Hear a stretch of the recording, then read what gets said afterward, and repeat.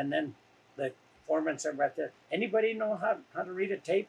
I said, then you know me already. I says, I invented tapes. He says, we'll find out. So he took me up there. What's up, everybody? This is Two Guys, One Shed coming back to you. We have a very special guest, Serafin Bachicha, also known as Pino Bachicha. Very Fort Lupton legend. I say Colorado legend. Yeah, you know what I mean? Damn close, you know what I mean? Very much, sir. He's changed ways from Fort Lupton to... He's probably touched ways from Fort Lupton probably to each corner of the state, you know what I mean? I At think least. had an effect on thousands of kids, probably. That's crazy. That is crazy to think about that. Do you think it's been that many? Well, it's probably been more than thousands. I can't remember how many kids I've coached in my lifetime. You know, I've had so many state champions. But I'd rather if you guys are okay, start with my like where I came from. Let's hear it. You know, it's not all about wrestling, you know, because wrestling isn't for everybody. Every sport is special, and every kid excels in different sports. You know. Yeah. And you've coached other sports. Yeah. And you've coached other sports too. Pretty much, yes. Yeah. Football and baseball. Yeah. Dang. But anyway, just to kind of start it off, so I get my P's and Q's together. Yeah. I was born in New Mexico, Delia, New Mexico, in 1941. Little town between Las Vegas and Tucumcari. And if you would go down that street or that highway, I can't remember, I think it's 80 or 50, one or the other, you'd blink an eye, you'd miss it. Oh, tiny town. Oh, man, so tiny. Exactly. I mean, Fort Lupton is a metropolis. How does that sound? Yeah, I always thought Fort Lupton was a tiny town too. And like I say, it would be a metropolis for Delia. That's crazy. But having said that, my dad was in a transition. The way things worked out, because I had a sister born over there, and then me a sister born here, and then me born over there. So that tells me my dad was in transition, looking for work over here in Fort Lupton to settle the family. And you know, as anybody knows, New Mexico's not the most. You know, there's not a lot of work out there. Yeah. But that's a good way for me to start, and the reason like my real name is Serafin Bachicha. The culture back in those days, that was explained to me later on in life, your godparents named you. Oh, so they really? named me Serafin Bachicha. Okay. So I never had a middle name. And as bald as I am, the next thing you're going to say, this Comcast starting off in the reverse cycle. I used to have big curly hair. Oh, really? And in New Mexico, they used to call me, my mom and dad, when I was a little guy, called me Fino Chino, which means fine curl. And I had Chino, that's a good name I too. had 3 other brothers and 2 sisters, and they couldn't say Fino Chino, and somehow or another cut back to Pino, and that's where the Pino name came from. Dang. Okay, so I guess I don't know. I've always told a lot of people that when we discuss about my life per se. I don't know, when the little guys, like your little guys out there, when do they realize that they exist? You know what I'm saying?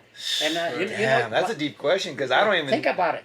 I don't even know when I realized I exist. Do you realize where, you know, when you would say, oh yeah, I'm from here. Right. Well, anyway, talking to my mom and dad, way after, not during, and I shouldn't even say that, but I guess we lived in Lamar and Wiley, and we lived in Brighton for a while, and then they settled in Fort Lupton because my dad got a job up there. But to be in reality, the first place I realized that I was a human being, and that's a question I asked you guys. Yeah. I was probably 2 or 3, I guess, and it was in Fort Lupton, and we grew up in there's a tire shop there now, but there was a complex there. You'd call it a complex back in those days with 4 apartments, and we lived in one of them. And that's when I realized that I was me.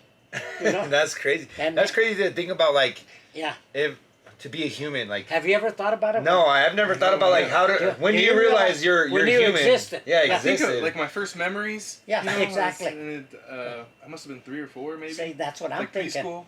That's what I'm thinking. You know, you remember a lot of stuff, bits and pieces, like in first grade, second, third, and so on down the line. But the very first, put you like on the test when you realize that, memory. I'm a human, and when I'm a human, and this is who I am. But anyway, I had to start there for a simple fact, you know, like I said, we migrated, I guess, is the word you want to use, from from That happened a Mexico lot. there. That happened a lot too back then, think right? about Like it. people moved from.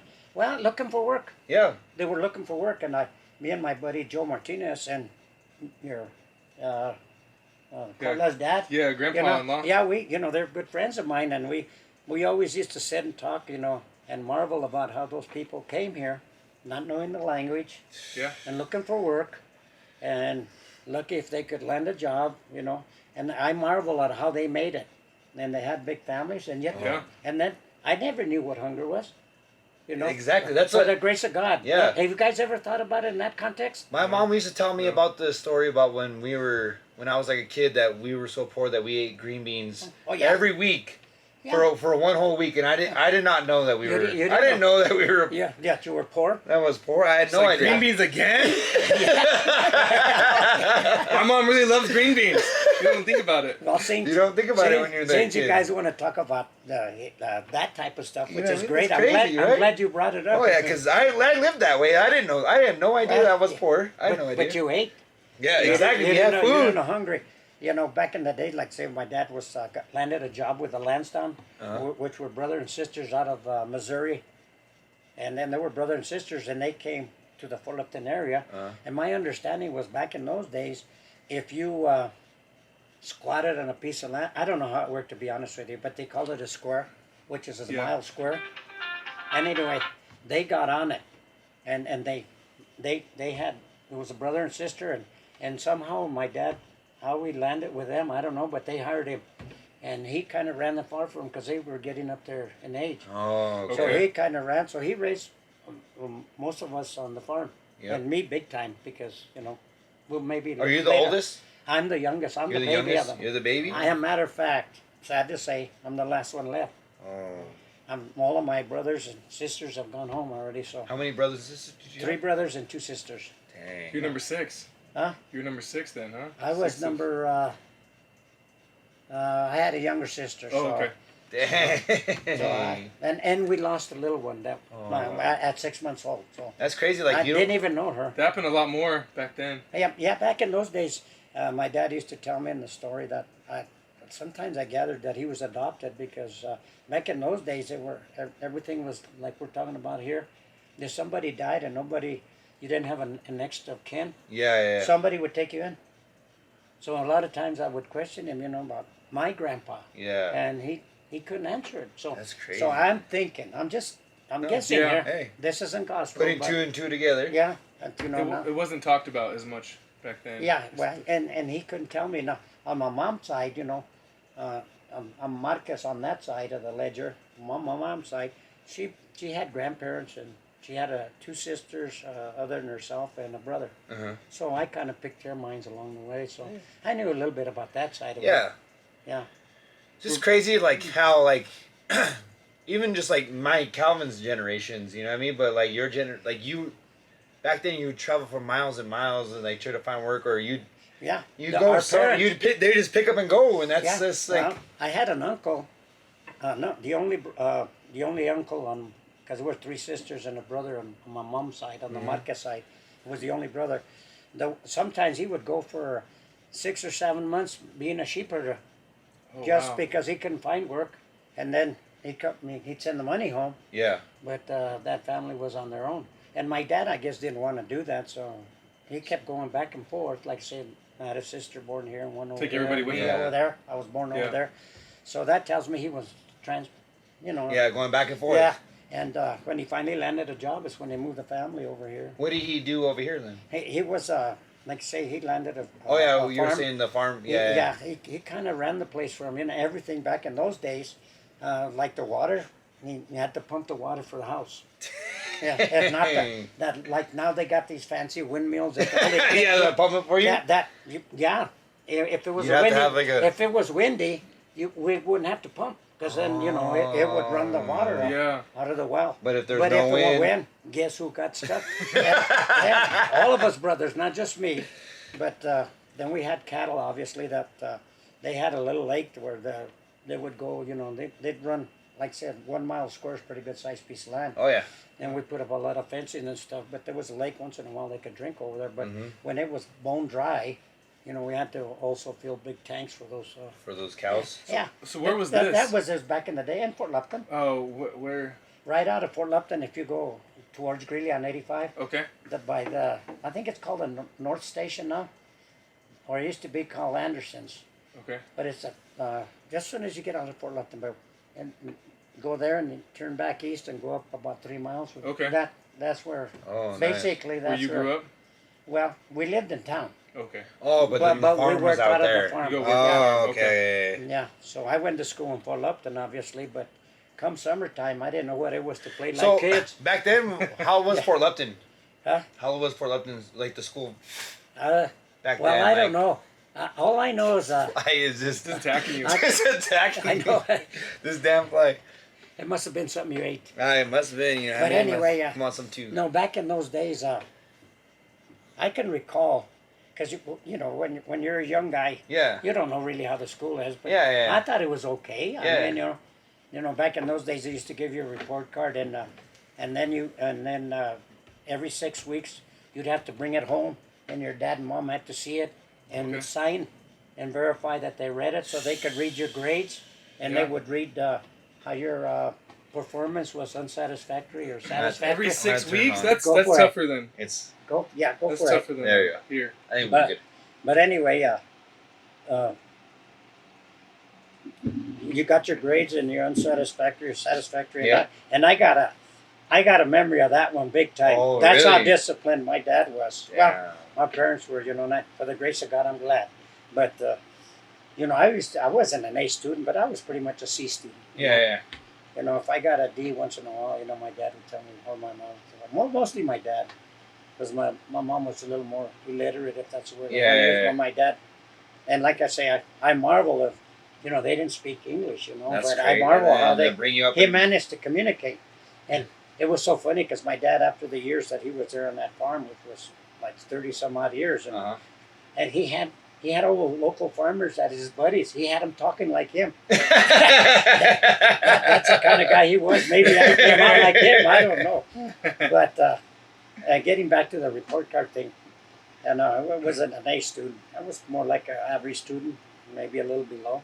But they always put a U or an S if you were like in the study hall, Uh-huh. or if they only had like intramurals, for a better lack of terms, you know. Uh-huh. And they wouldn't grade you on, you know, A, B, C, D, F. Yeah. Oh, so it wasn't that. Either out of unsatisfactory or satisfactory. Dang. So you had two grades. That was it. That's the only reason there. And in other words, if you behaved in that class, they gave you a satisfactory. Right. If Calvin, you'd have been good, bro. if you were not the guy you should be, Yeah. you got an unsatisfactory. Well, I did okay in that, but one time, this one teacher gave me an unsatisfactory in a study hall, Oh. and I thought my dad would catch on Yeah. that. Well, guess what? He did. Anyway, my dad was always gone way before we used to walk. I lived on Harrison. You know, familiar with Fort Lupton, but I used to walk to school every day. And that one particular day, he was, like I say, he was always gone already by the time Yeah. I got up. With that one particular, I should have known something was up, because he was waiting there in the kitchen. And I said, "What are you doing, Dad?" It was a little misty day, and I figured out maybe he's going to wait till the weather The kicks fog over. goes down or whatever. Yeah. Which I'll take you to school. Oh, that's I'm going, you know, and I figured he'd probably out and take off. Well, he took me to school. Which is the middle school now. Okay. That used to wow. be. Oh high- yeah, that used to be the high school. That used to be that. I Yeah. graduated out of that in 1959. That's wild. But anyway, he took me there, and I said, "Thanks, Dad." He got off. He says, "By the way, where's the principal's office at?" I said, "Well, go through these front doors, and the principal and them were housed right. As soon as you come up the top stairs, they were housed right there back in those days." Yeah. So was the superintendent of schools, housed in the same building, the principal and the superintendent. So what he did, he walked in, and I went to class, and he just went in to ask permission to follow me around class all day long. And here's a man in his pitch head ass, and with overalls, and we used to call them. Anyway, they were slip-on rubbers. Oh And yeah, they with had- the white ones. Yeah, and he was full of cow manure and stuff, you know. And he asked permission to follow me around all day in class.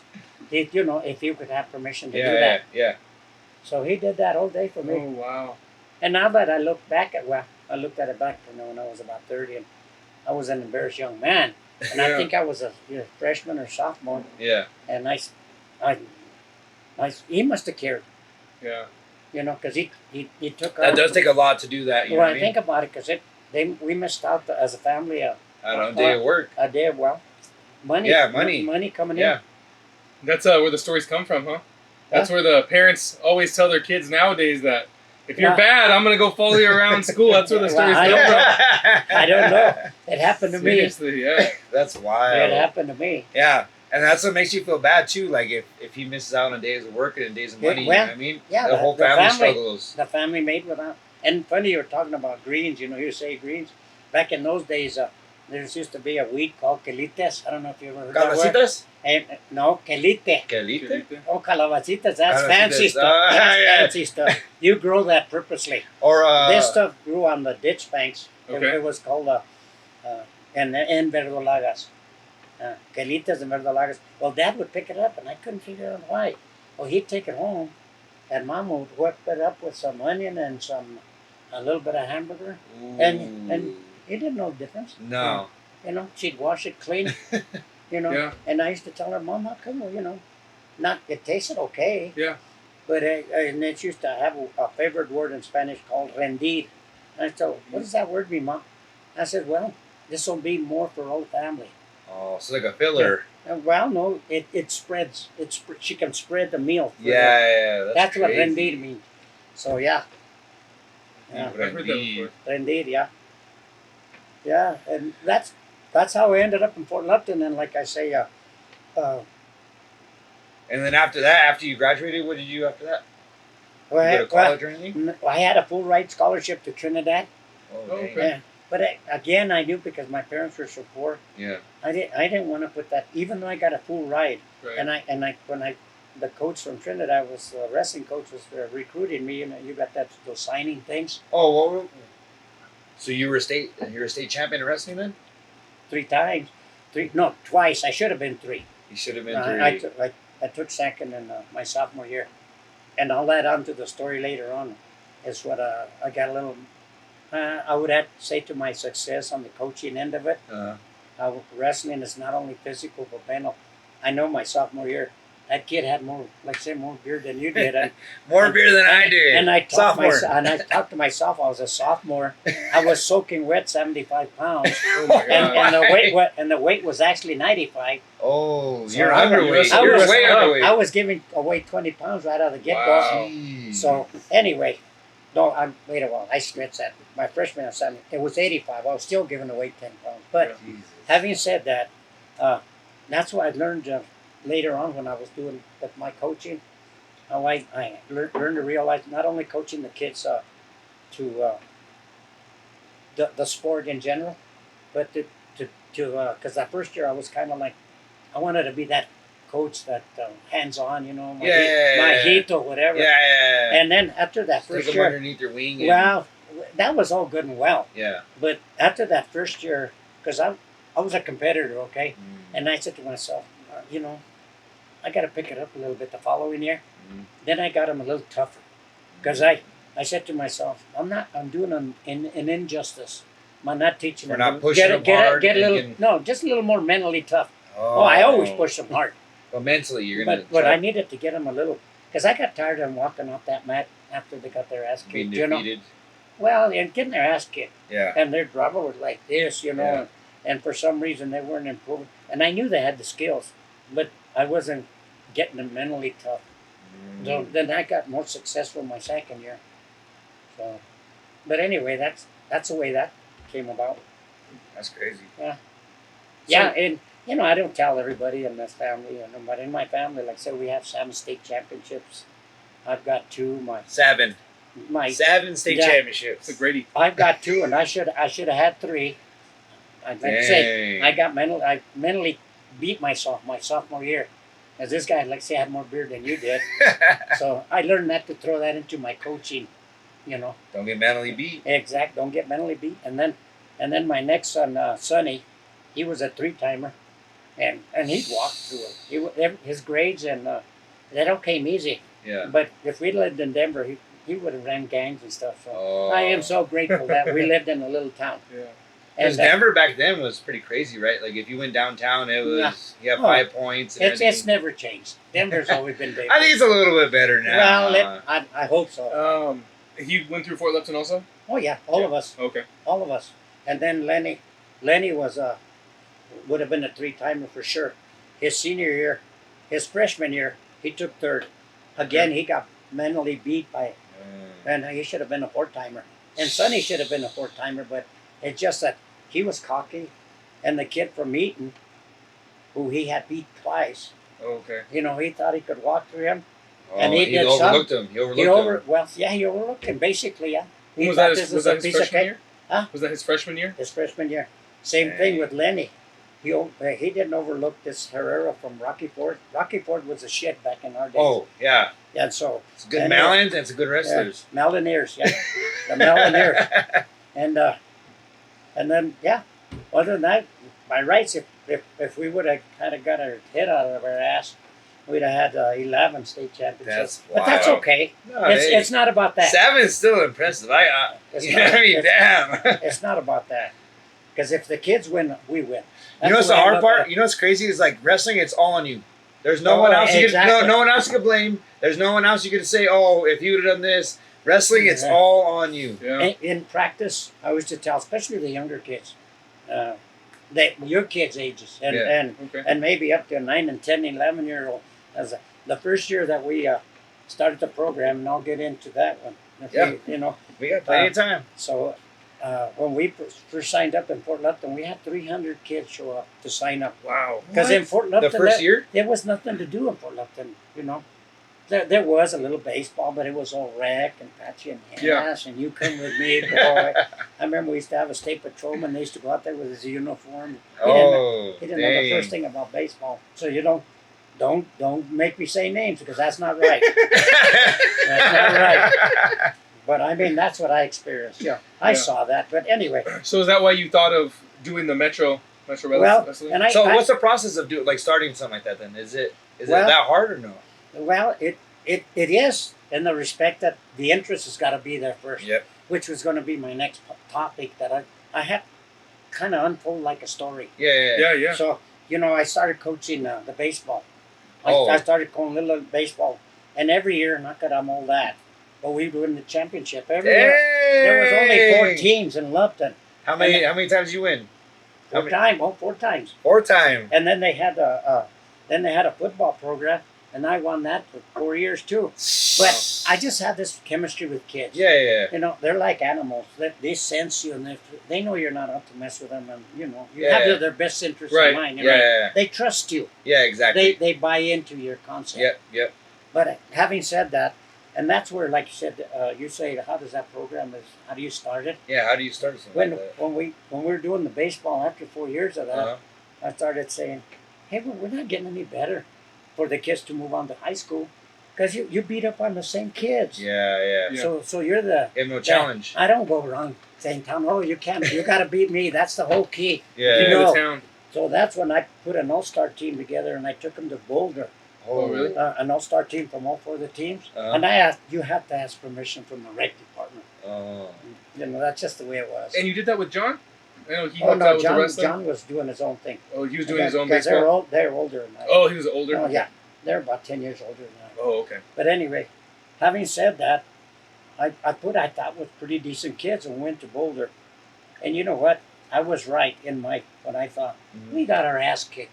As those kids over there were throwing curveballs, they were throwing knucklers, screwballs, and we were just throwing straight pitch. Whoever could throw the hardest usually won, Right. And I just would teach my kids that, at least throws in different spots. And I think that's why I was successful.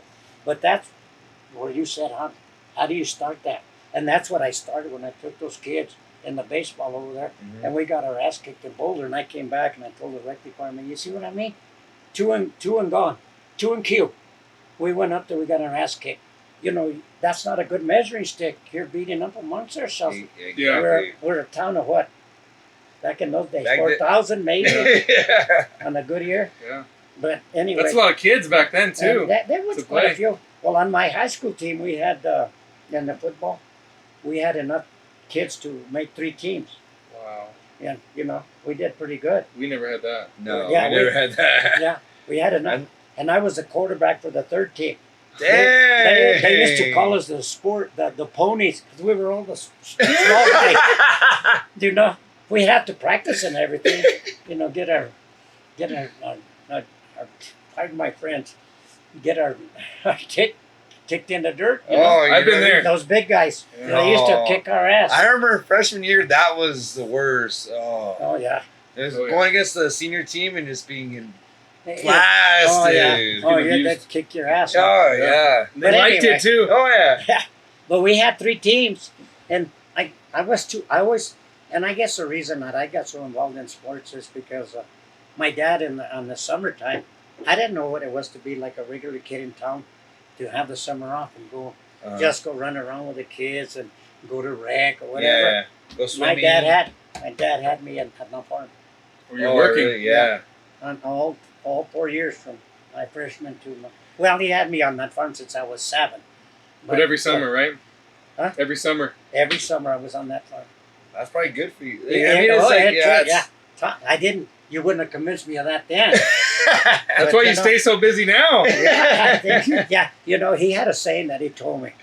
He says, "Son," and that's another reason I didn't go to college, because I had a, like I said, full ride, and that coach that recruited me says, "Well, if it's a financial issue, I'll also get you on the football team, so I could eat on the training table. That would cut food expense, you know, Yeah. and I'll make you the holder for kicks and punts, you know, Yeah. so I can Oh, justify you getting that scholarship."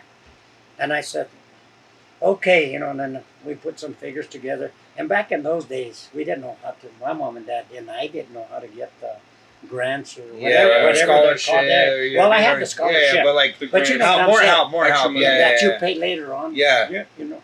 But anyway, and it's, I guess the good Lord moves in mysterious ways, because we had to go to that year from Fort Lupton. Ray Cruz, who was our 175-pound state champ, Bob Terry, who finished second or third at the state, was our 55-pound state champ, and me, I was the 95-pound state champ. We got recruited to Trinidad, Mhm. and we all went on football scholarships. So you have to go early in the college, Mm. because football starts earlier. Yeah. Mhm. So we went about a month prior to. So we went over there, and we were over there doing our thing, you know. I'm just holding kicks, retrieving, basically a ball boy. Yeah. But if I can, you know, well, they were having this drill. It was called Bull in the Ring. Oh, They put- I know the Bull in the Ring. They put the linebacker in the middle, Yeah. and they just coach the That's linebacker. everybody? You know, he just called out a number. Oh. Just He, Right. now, he didn't want that linebacker. That was the kind of coach he was. He called out a number. So that linebacker was doing this. If you remember that linebacker Yeah. drill, and they called on this one kid, and he came across, and this kid was doing this, and the kid came across and hit him with a forearm, Oh. and hit him right here in the neck, Oh my and goodness. killed him right on the spot. What? Yeah, that this is all gospel. This is all gospel. This would have had to been in 1960. Wow. You can look it up. But the athletic program, obviously, there at Trinidad Junior College got shook up, and I think they gave us all $15 a piece to call our parents and to reassure them that it wasn't us. You know that it was going to hit the media. They knew that. Holy cow, So what we did, we went up and bought Terry's old Ford, and we put our $15 together, $45, and came back to Fort Lupton. Well, I never went back, and neither did Chivo. Ray, we used to call him Chivo, Ray Cruz. Chivo? Yeah, the goat. He was Yeah, a stud. go, dude. I seen Chivo. I seen that man pick up the front end of a '55 Chevy. Holy He was a stud. And he was the 155? Now he was 175. 175? And Ray. That's my weight. And Ray. And Pick Ray. him up in front of a car. And Ray. Rich Martel, Rosalie and Henry. You probably know Rosalie. And you've heard the I name. think Huh? I've heard of those names. Well, he was my compadre. Okay. He was our heavyweight state champ. Okay. So Grab anyway, one, Chris? I got a lot of history in Fort Lupton. I've been there all my life. So that's when you went to Trinidad. You came back to Fort Lupton. And You I just never decided to went stay? back. And I already had an eye on my honey, you know. Oh, We okay. already had that eye, you know. As I told her, That's my story. I used to come here to Bright just to practice, you know, because they were jealous. Back in those days, Fort Lupton and Brighton guys couldn't see each other. It's always been that. It It's was- always been that way. It was automatically. It's still like that. Yeah, it's still like that. So when I started dating my honey, Mhm. well, I got challenged by everybody, and that's the way I stood in shape. Dang. Was she from Fort Lupton? No, she's from Brighton. Oh, okay. Still one of their girls. That's why. We used to walk from Fort Lupton over here. Oh my Yeah. God. Yeah. Wow. Well, we didn't have cars. Yeah. My dad used to bike from Wate to Brighton. My mom. Yeah. We My were so mom- poor. Really? To see your mom? He used to bike from Wate To see your mom? to see my mom. Oh, Yeah. wow. And Lorraine, my honey, that was Lorraine. She was Lorraine Intention, was my honey. I lost her 10 years ago. Matter of fact, yesterday. Friday was Oh. her 10-year anniversary. I'm that sorry. She's gone home. Well, that's part of the life we don't like, but that's the Yeah. way it is. Yeah. But I remember her and a friend of hers. She used to date my other buddy. His name was Jerry Vigil, Uh-huh. and they wanted to see us too. So they used to sell pop bottles because she had a car. So They used to sell pop bottles so they could put gas to go see us. It's not a history. That's how No, poor, people don't even know. That's how poor we all were. Wow. back I in guess those days. we're all spoiled. We're Like, just- even right now. Our We're generation going is just, through a recession right now, and everyone's like, "Oh, this is so bad. This our is so generation, terrible." we're just a lot more spoiled. Yeah. Well, Than I'll you be guys honest were. with you. I got to put a little kink in your way of thought there. Where does it? To me, I say, where does it end? Yeah. Exactly. Where do young couples like you guys and young couples right behind you? Where does it end for them? It's not I remember going to. paying for my first house. We got married in '61, and we rented probably the first 3 years, Uh-huh. 2 years, whatever. Bought my first house for $7,000 or $11,000. What? Wow. Oh my! Think about that. Think Yeah. about that. That's a down Tell- payment. tell now. me- that's not even Yeah. a down payment. Just Yeah. closing costs. That's his Yeah. closing costs right now. That's Yeah. wild. No, but it's true. It's true. Yeah. Yeah, like I say, the only The thing. American dream was a lot more feasible back then, huh? Yes. Well, they say it's, what's the word they use? Comparable, in other Yeah, words. it's the What it same was. thing or whatever. No. No, it's not the There same ain't no thing. way in hell. They just do that to make you feel better. They just say that. My dad That's a little pat on the back. It's Yeah. gonna be all right. put that as gospel. There you My go. dad, I worked on that farm and I was making 25 cents an hour. I never saw a paycheck because that's the only way the family existed. you know. Right. Yeah. His income and my income. But come Saturday, he'd give me a quarter. A quarter, I think it was 7 or 9 cents used to get you into the movie. So that left you a whopping 16 cents to buy popcorn and Coke. And you can do it? Oh yeah, with a quarter. So I don't think In town? think- Would that be in think about town it. in the... The movie theater in town in yeah, Fort Lupton? yeah. It was called the Star Theater. It's still there. Yeah, it's still Yeah. there, It's but still there, but it's on Main closed. Street, yeah. dang, Yeah, that's my wild. sister worked as ushers there, and Wow. Yeah. That's amazing. I got married in '61. And everything happened in Fort Lupton. I got married to church. The police department used to be right downtown, and we had our dancer. We used to call it community building. And then right behind the Star Theater, there's a house in the corner. Either who ran the theater, their last name was Mina. Okay. It was a sister and brother. They had a house there, and they had a 2-story house. Me and Lorraine, my wife, we rented the top before we got married, and we were kind of getting it put together because we wanted a place to move. Yeah. So, right from our wedding dance, we walked up there to How old were you when you got married? 19. My Dang. wife was 17. Different times, you know what I mean? Yeah, Different times. things changed. Yeah. You know. And how long were you married? Lost her Oh, after 10 we'd been years married ago, 51 and a half years. Wow. 51 and a half. 4 children and seven grandchildren, and finally got my first great grandson. Wow. And I wish you cow. could see him, but she's not here, obviously. She'd go nuts with him. Oh. Yeah. A lot of good and bad memories, you know. Yeah. It is what it is. What do you So do? that's what life is about, right? Life goes on. What do you do? You know? Life is very, very, very, very. It's not. I don't think life is fragile. Life is very. It's what you make of it a lot of Yeah, it. exactly. If You're gonna be down. The if whole you're going to time. sit and mope about it, Yeah. you ain't going nowhere for sure. But Right. if you're willing to at least strap it up a little bit Yeah. and make a little effort to stay going forward, you know. Yeah. Yeah, it's been a good ride. It's been a tough one, but that's the way life is. It's Yeah. ever changing. I mean, you guys got bills and stuff like that. Oh yeah. Me, back in those Oh, yeah. days, Oh yeah. me and my honey, we used to always say we used to rob Peter to pay Paul. Yep. Sometimes you used to have to let Yep. this one go and pay that one, and Yep. we'll double up next month, Yep. expecting overtime, whatever. Yeah. Exactly. And then that's the way it worked for us. But we made it. Yep. You know, I'm not done yet, but I made it. Did you when you came back to town, did you just work back on the farm? Is Oh, that no. what you did? When I came back to town, I got married, and I was working again. I had to make, because my firstborn were twins, Oh my goodness. so they're twin Oh girls. my God. Them, And how old were you when they were born? 20. But Jesus. Anyway, I can't imagine. I got one retired already. Oh, dang. But anyway, having said that, I came back, and obviously my brothers was working construction, so Uh-huh. two brothers were working with this construction that they called foreman for, Uh-huh. and they got me in right away.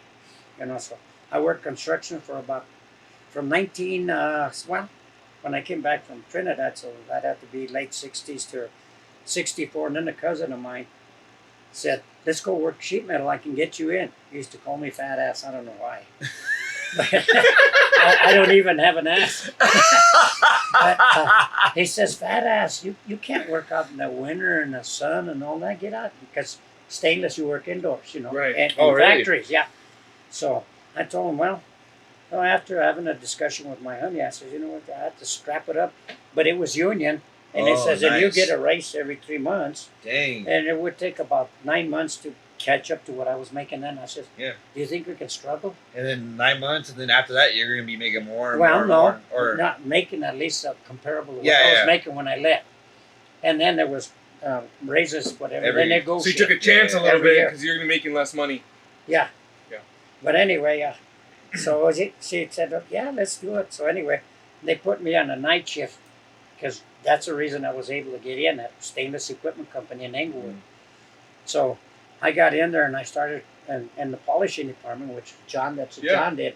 Yeah. And I was doing that for about 3 months, and about 3 weeks, and then the foreman said right there, "Anybody know how to read a tape?" I said, "Then you know me already." I said, "I invented tapes." He says, we'll find out. So he took me up there, you know. We'll And find I out. did. My dad used to do a lot of that out on the farm. Oh, He yeah, would tell sit you, and then you Back go in here. those days, he used to step it off, Yep. and then to prove it to me, so that he was teaching me. Yeah. He'd walk off so many spaces, and then he'd pull out a tape, and he says, Boom. "This is why it's 40 Right on the feet." money, huh? And that's why I do it that way. Well, anyway, they put me to the shear, which in the stainless steel area or in metal shops, Uh-huh. that's where you cut the metal. Okay, so yeah, I went fish out of water, no problem, you know. But then they put me on nights, and I did that for 2 weeks, and then I remember going home, and we already had the twin girls. Uh-huh. And I remember going home, and my honey she was a young lady, you know. She was maybe 17 and a half, 18. No, she had to be older, because it was 62, 64. She was 22, maybe 21, 22. Uh-huh. And she says, "Man, it gets hard with these kids during the night and stuff like that." And so the next day I went back and I told him, "I'm going to give you my 2 weeks notice, because I'm missing out on my family. Yeah. And sometimes I'll go back to construction," I said, "because it's At not least you're about, home it's at not night. about the money." Yeah, Yeah. yeah. It's not, sure, the money's important, but it's Yeah. not about family. And he said, "Well, okay." So I gave him my 2 weeks. Now the next day he came at the morning. He said, "Well, what would you think if I gave you another quarter and I put you on days tomorrow?" So you at everything you do in your life, you got to prove yourself Exactly. so that you can be an asset. Yeah. Asset. An asset. And Yeah. Anywhere you go, you should be an asset. Anywhere exactly. And show them your you potential. go. Not even if it's just work. If it's Anything. life in general, you should be an And- asset wherever you go. Show up on time and Yep. be dependable. So I got lucky in that respect, and so I went from being and this where it becomes, how do you say, where you braggacious, or I can't say those fancy words when you brag a lot, but Yeah. I went from a polisher Uh-huh. to a shear operator, Uh-huh. and this guy worked for after 4 years. They wanted somebody to go out on the floor to Uh-huh. assemble, so he didn't want to go, so I said, "I'll go." So I went out to assemble, and then I assembled for a while, and then And they have a brake operator, they have craters, they have a junior layout man, and then they got the layout man in every department. Well, I moved from that, so I do crating when I wasn't busy December, and then I went back and forth there. And then an opening came up for a junior layout man, and they offered it to me. I took that, and then I ended up went up all the way to a layout mechanic. But if you don't exert yourself, if you don't want more though, you're never gonna get more. You're never if gonna you're get more. If you're not gonna be like, oh, I'm good where I'm at. No, you gotta go more and more. You gotta want more. That's why these guys are. I'm a firm believer of unions. Yeah. For the simple fact that, I get a pretty good union pension now. If it wasn't for that, I'd still be all right, but it makes life a little more comfortable with their pensions. So I am a union guy. Yeah. And, and they just try to keep the poor guy down, and I'm sorry, let's not say No, keep going. Everything you're saying, they don't make them like they used to. Nah, there's nothing wrong with what you're saying. Yeah, There's nothing wrong with what you're saying. Well, there's a lot of people who disagree with me, Hey, they can disagree then. They don't have to watch, right? I will ask anybody out there, whenever you have a boss come up to you and say, hey, can I give you a raise? How many times have you had your bosses tell you that? It's happened to me maybe like once or twice. But yet, when you're union, every 3 years we negotiate. Yeah. And I ended up being on that negotiating team. So you're taking care of your guys that are underneath you. Yeah. Well, not so much that. Well, yes. It's and no. your guys because you're you're trying to take care of everybody, right? They would elect you. Yeah. They elected me, I guess, because I had one of these. They need to get some I've been noticing already. But so I've been through all the negotiation process, Yeah. And in the negotiations, the owners back in those days, they'd get together and form their council, and obviously the union. Each guy from a shop would get elected onto the negotiating team, which I was one from ours, Stainless Equipment Company, and then we start negotiating, and we'd start real high and they'd start real low, Right. and then that's the whole negotiation about you come down to this, and then it works because they got to make a profit too to stay open, which is it's understandable. Businesses are run, and that's the way it should work. Yes. But anyway, that went well for about 12 years, which we had a contract every 3 years, so it went well for 12 years. And then I don't know whether they got greedier or I really don't know. But then all these separate employers, the guys that own the shops, which is American Stainless, Stainless Equipment, Klockenberg, Green Brothers, there was about 7 of them. They got together and they hired what they called an employers council. It's kind of something like Trump's got now with all his lawyers. Laugh if you will, but it's true. And instead of them negotiating, the lawyers came to the negotiation. They don't negotiate. They just say, this is what it is. This is what it is. And so then we got to an impasse, and then the government sent somebody to come from I don't know where it was from, but he was from the government, because I can remember so plainly, because we were sitting there trying to come to some kind of an agreement. Yeah. And after he went back and forth, meeting with us and meeting with us lawyers, and then back and forth, and finally they came back and said they just don't want an agreement. So I said okay. So we went back. We kept making the same wage, and then I got laid off probably about after being with the company 16 years. Me and the shop steward, which we got laid off, and that's okay. The way it ended up. Too loud, huh? Well, no, it just we were union. They went non-union. Oh. So non-union, they no more had to negotiate. They gave you what they wanted. What they said. Like it or live. Like it or leave. Yeah, and then from there, I kind of got a little upset with the stainless equipment, the stainless area, the manufacturing end of it. So I went to work for. I had some friends through the wrestling world, from Erie and from all over Colorado, in this area, that were working at IBM. Oh, really? So I called him, and I called 3 or 4 of them, and I said, there any openings over there? Sure, brother, we'll get you on. Come on down. So me and Ronnie Espinoza, who was the other, we went that next day. We got hired that same day. Anyway, Because connections. Yeah. Once in a while. You gotta know people. Well, Not what once you in know, a- it's who you know. It's not. Yeah, you gotta know everybody. You gotta be nice to everybody, so then you know people. You know what I mean? You gotta talk to people. You gotta be nice to people. And you don't mean to be racist, but all these guys were Mexican guys. But I had one white guy in there that really talked for me too. So it's not about that really. No. It is who you know. Yeah, it is. But we got in there, and then I was probably there maybe 2 months, because I went into manufacturing because that was my bag, and Ronnie went into driving a forklift. Oh. Well, he went on to make IBM a career. Oh, And- really? Yes, and I was there 2 months, and what I was doing. My God, I could do it in my sleep. It wasn't challenging you. It wasn't Yeah. challenging. Yeah, it's just. I was putting together a spider plate, was part of the copier too back in those days for IBM. But then, ironically, another Hispanic guy from another sheet metal shop called me up, and they say his name was Phil Andrade, and he says, "Pino, what are you doing over there?" I says, "Because I'm sick and tired of the bullshit with the union and all that. Yeah. Come and work for me." Nah, bullshit. I don't want to put up with that crap no more. I'll just stay here until I find something. I'll find something. And he says, "Come on, please, come on. I need a layout man," which I've already, I need a layout man, and I know you can do it. So I went over there, and it was so ironic. I went that one day when I told him I would show up, and he told me how much he would pay me, which is just what I was making when I got laid off. Yeah. And then I just licked my chops. I said, "Hell yeah." But anyway, I came, and lo and behold, he was gone for a couple of days. I don't know. But the son-in-law of the owner was there, and he kind of signed me up, so to speak. Yeah. And he tells me, he says, "This is the world we live in." And that was back in, so you figure what, 16 years ago? That would be what?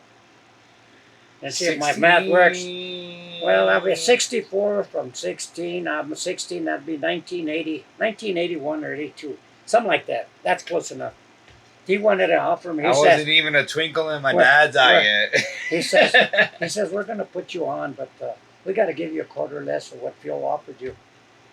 I said, "Well, I'm a no negotiator, man." Yeah. He offered me that. No, I'll just pack my tools. Yeah. I'll just go home. So I packed them up and I went home. And I was there Monday morning. Got there at 7 o'clock to start time. I was home by 9. Oh, wow. And then somehow the word got back to Phil, and I said, "What are you doing?" I said, "I thought, asshole, you told me I wasn't doing any of that bullshit." Yeah. Sure enough, his name was Ray. John Ray was the son-in-law. And he says he's had to cut me back a quarter.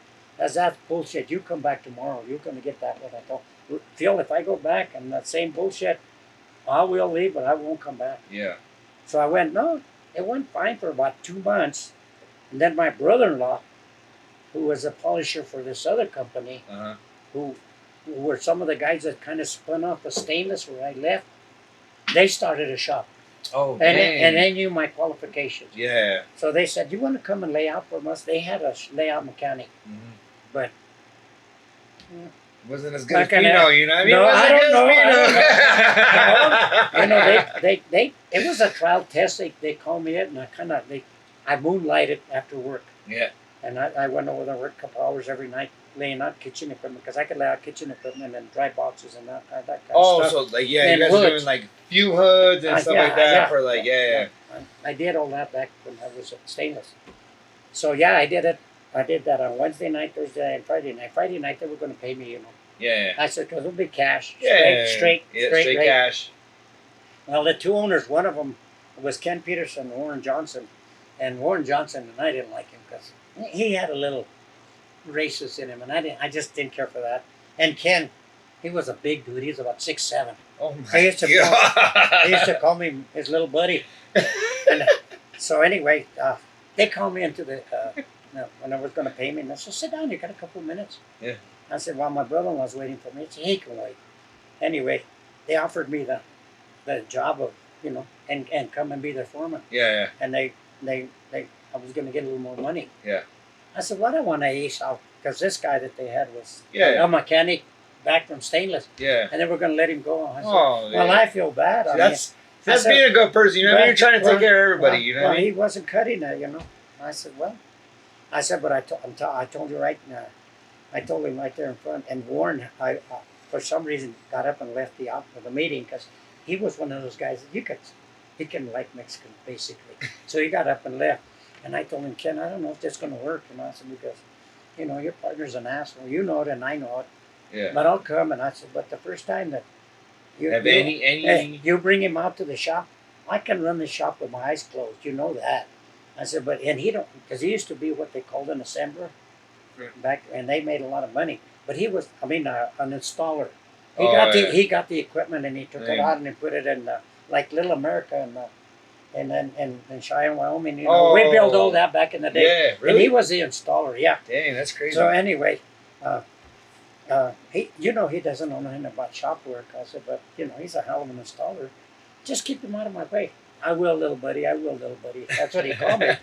So I went to work, and that thing runs along pretty good for about a month. Yeah. Sure enough, here he comes, And I told him, Warren, he first of all, he knows that from third base when it comes to the shop work, layout and that. And I was trying to save him money, Yeah, helping him out, finding material, Back in those days, I used to have to lay it out because they didn't have a shear or they didn't have a brake. Oh. And I have to take after I laid out say I laid out this table. Yeah. And it took certain cuts or whatever. Yeah. I'd have to go and shear it at another shop that was a friend of theirs. Shit. And then I'd have to come and break it myself with one of his sons who didn't has young kid. He was a biker, long hair.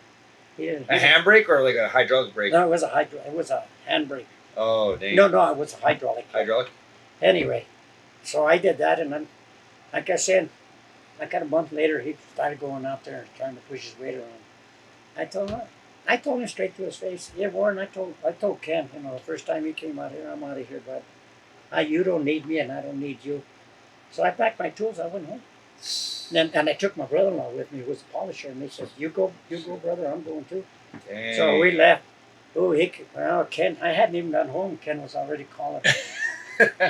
I says, I told you that asshole was going to come in there. And anyway, it ended up that whatever he told him, I went back and I stood with him for about 9 years. Nice. And then they sold that company to Isolation Technologies, who I didn't realize I was part of the negotiation, because I had to go with them. Oh. Because they didn't. The people that bought them were people with money. It's always about money and greed. Oh yeah. The people that bought them, investors. the old man. It's crazy. People with money don't know nothing either. Well, they don't know the ins and outs. They Profit margin. They invested money, and what they did, they put their son. They put their son with them. They had Windsor vacuum cleaners back in those days. I don't even think they're even Windsor cleaners now, but there were Windsor vacuums, and they had a lot of money. Anyway, they call it Isolation Technologies, and so anyway, I went in trade from there. Oh. And then after a while, again, I was still, thank goodness, I was still union. Yeah. And then another union brother, another Chicano who was on the union board, his name was Salazar. He called me. He says, you know what? He tells me, hey, Brad, what are you doing over there? Let's go to. You guys ever heard of Rocky Flats? Yeah. Okay. Yeah, Rocky. Hey. Yeah, I know Rocky Flats. Yeah. Well, it's closed. It's closed. And they said they need a layout man up there, and they said. Estos gabachos, they don't know nothing about that. And I said, well, I don't want to go to the flats. He says, you won't be working at the flats. You'll be working at a J.A. Jones, a shop in Broomfield. That's a support for the flats. You'll build it there, and they'll take it from there and install it. Because they were in the process of shutting down Rocky Flats. Oh. Okay, and I don't know how much you guys know about. I can't tell you a lot of this stuff, because if I do, I have a clearance for the government. Ooh, I'll have to shoot you. Yeah, no, you know what I mean? But anyway, it was. I can be they were doing. Anyway, they were shutting it down, and they didn't know how to. They had to have a dry box enclosures to get the plutonium to be able to can it and send it to Salt Lake City, because they found out that they put that plutonium in those cans. They would put in those salt mines in Utah, and they would kind of at least preserve it, and so because plutonium, when they broke the atom, that was a big plus for mankind, but it goes on forever. And if you can't control it, Yeah, it just keeps going and Yeah. keeps going. Yeah. The half-life of that is like Yeah. it's ridiculous. It's crazy. I'll have to kill you if you can. If I tell you anymore, I don't want to tell you no more. But Hey, it's all right. That's how I ended up going up there and doing that. So, and then that's when the flats finally shut down. Mhm. Then I came back down to the union, and the union told me, Louis Fox, this other shop, he needs a foreman. Oh no, just a layout guy. Mhm. So I went and laid out for him, and again the greed, Mm. like we told you about, how many bosses come up and offer you a raise? Right. Well, this guy, he wanted to go non-union. Well, so I went. It was me and 6 other guys. There were 7 of us.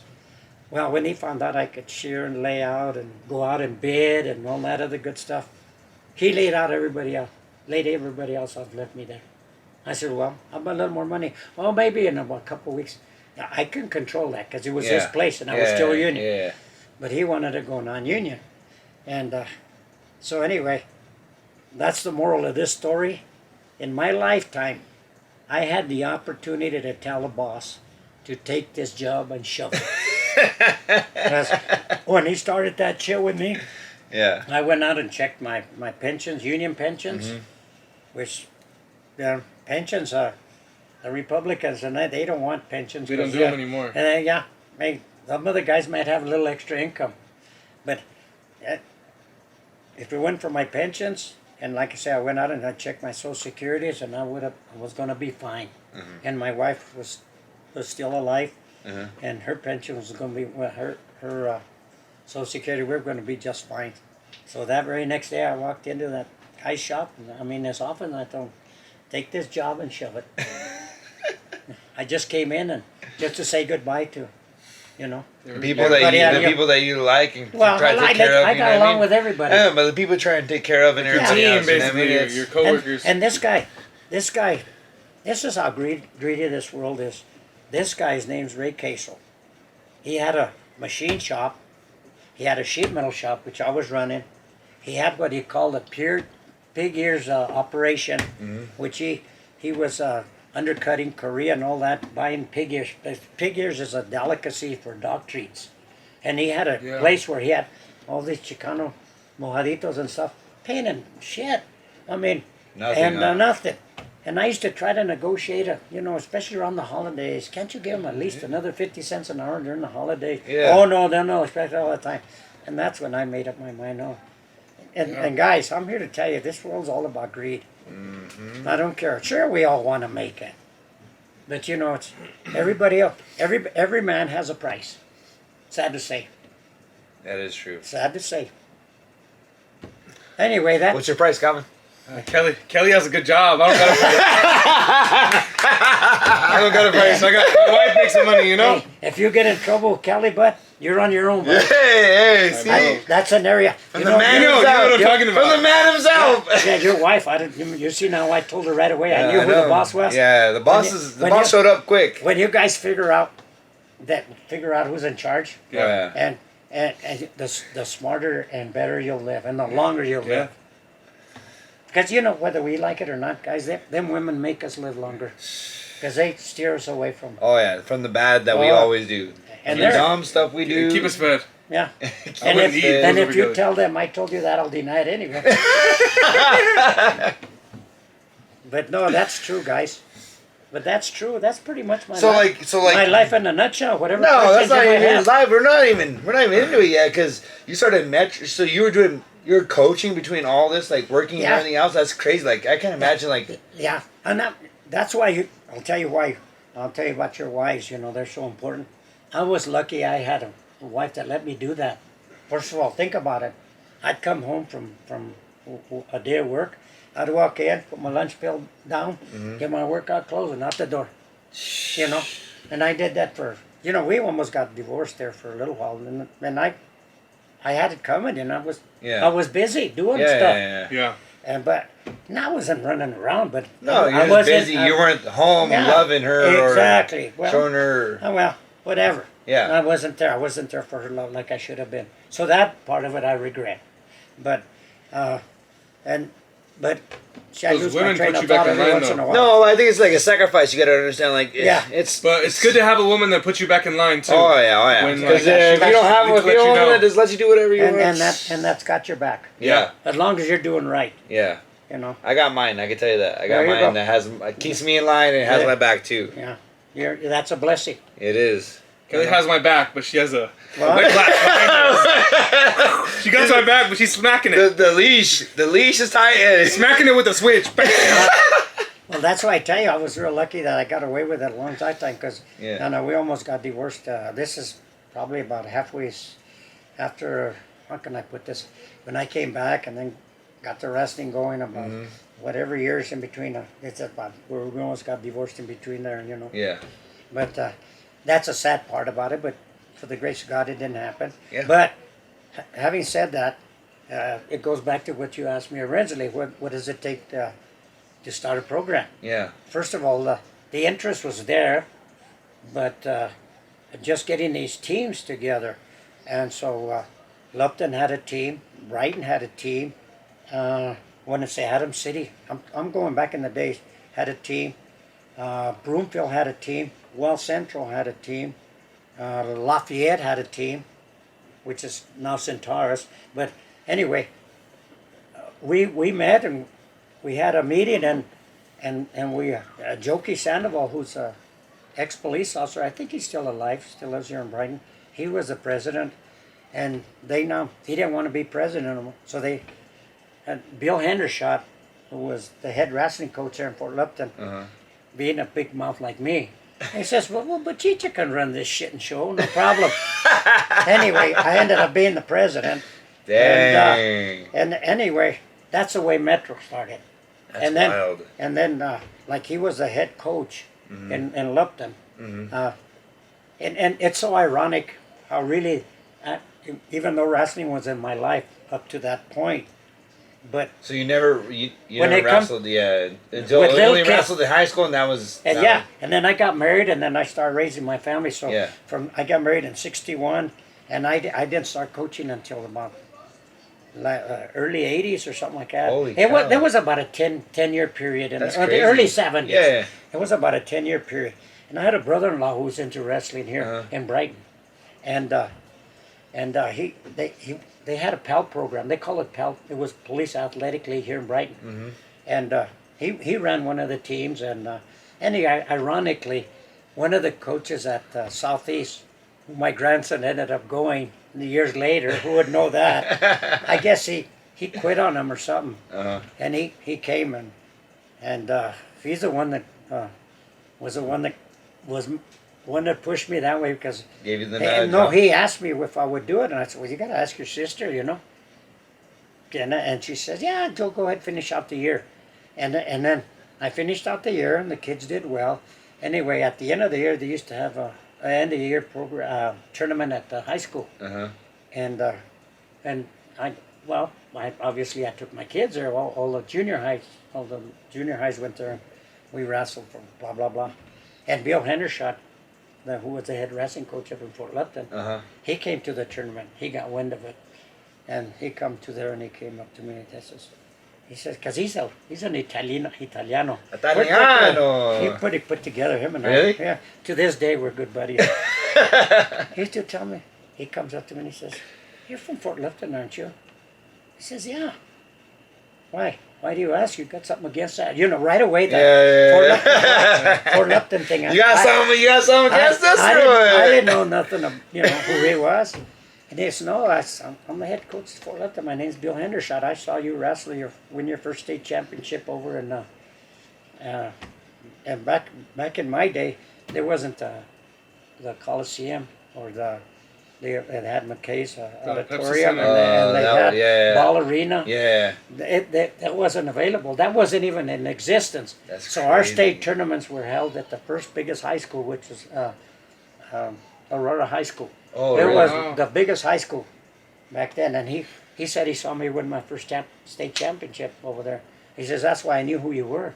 And I says, "Well," but then when the tension eased up when he told me he was the head coach over in Fort Lupton. Yeah. And that's when he tells me, he said, "Well, why did you coach over there in Fort Lupton?" with the kids.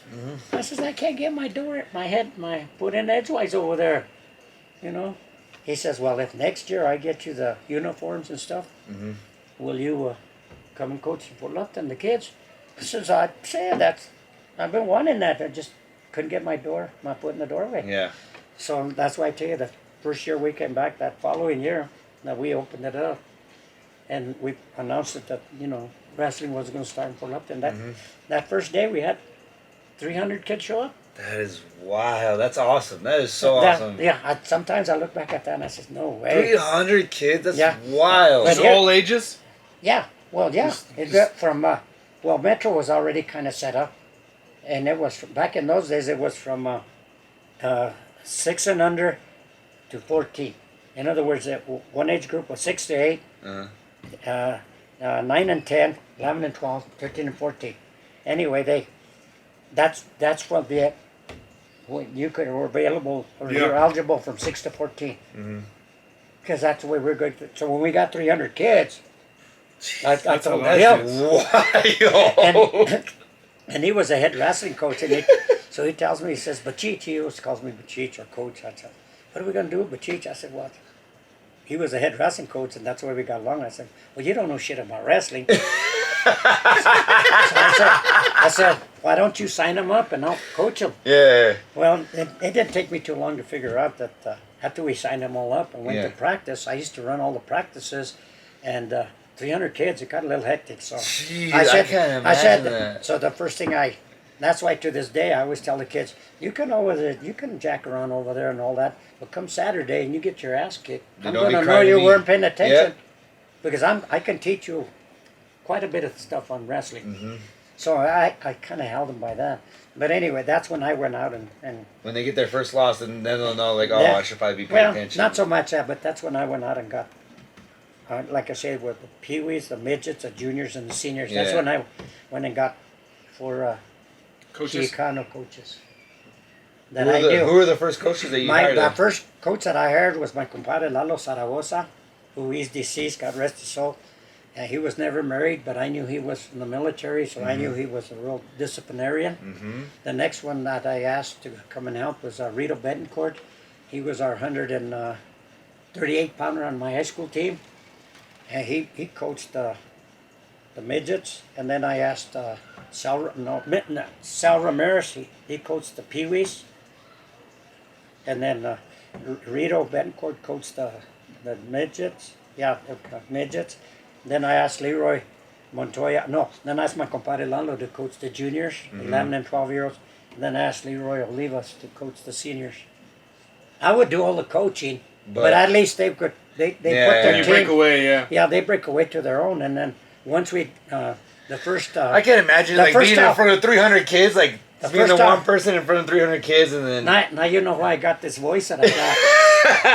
I would just sit in the middle, and then I'd have the coaches kind of, feed off of me, and then after an hour of, shall we call it training or teaching them, then they'd break off into their own groups. Yeah. And then I tell them, you coach whatever, and then I'll just float and whatever you want to work on, whether it's a takedown or an escape or a pinning combination or you name it, we'll work on it. And obviously the smaller the kids was really, really simple. Yeah. And the bigger guys needed the fancy stuff, Yeah. So, yeah, that's the way it started. That's crazy. There's a lot of crap that happened along the way. I remember after Metro was in existence, I'd say about 8 or 9 years, USSA came in, and they talked to this one guy. I'll never forget his name. His name's Chuck Thompson from Broomfield. And Broomfield was in the league, and he started talking about Charlie White. I don't know if you ever heard that name, but he was the thing back in the day from Rocky Ford, and he talked him into trying to get Metro to join USA. Oh, And I wasn't against it, Yeah. but the reason that I balked on it is that while we were just charging the kids real small amount of money to participate, Yeah. USA wanted an extra addition. You had to have $15 extra to wrestle in the tournaments. So that was every Saturday. So it was going to take away our schedule And then on Saturdays you could go wrestle in a tournament, but it would cost you, if you didn't have a USSS card, which was $45, I think. Oh man. It would charge you $15 every Saturday.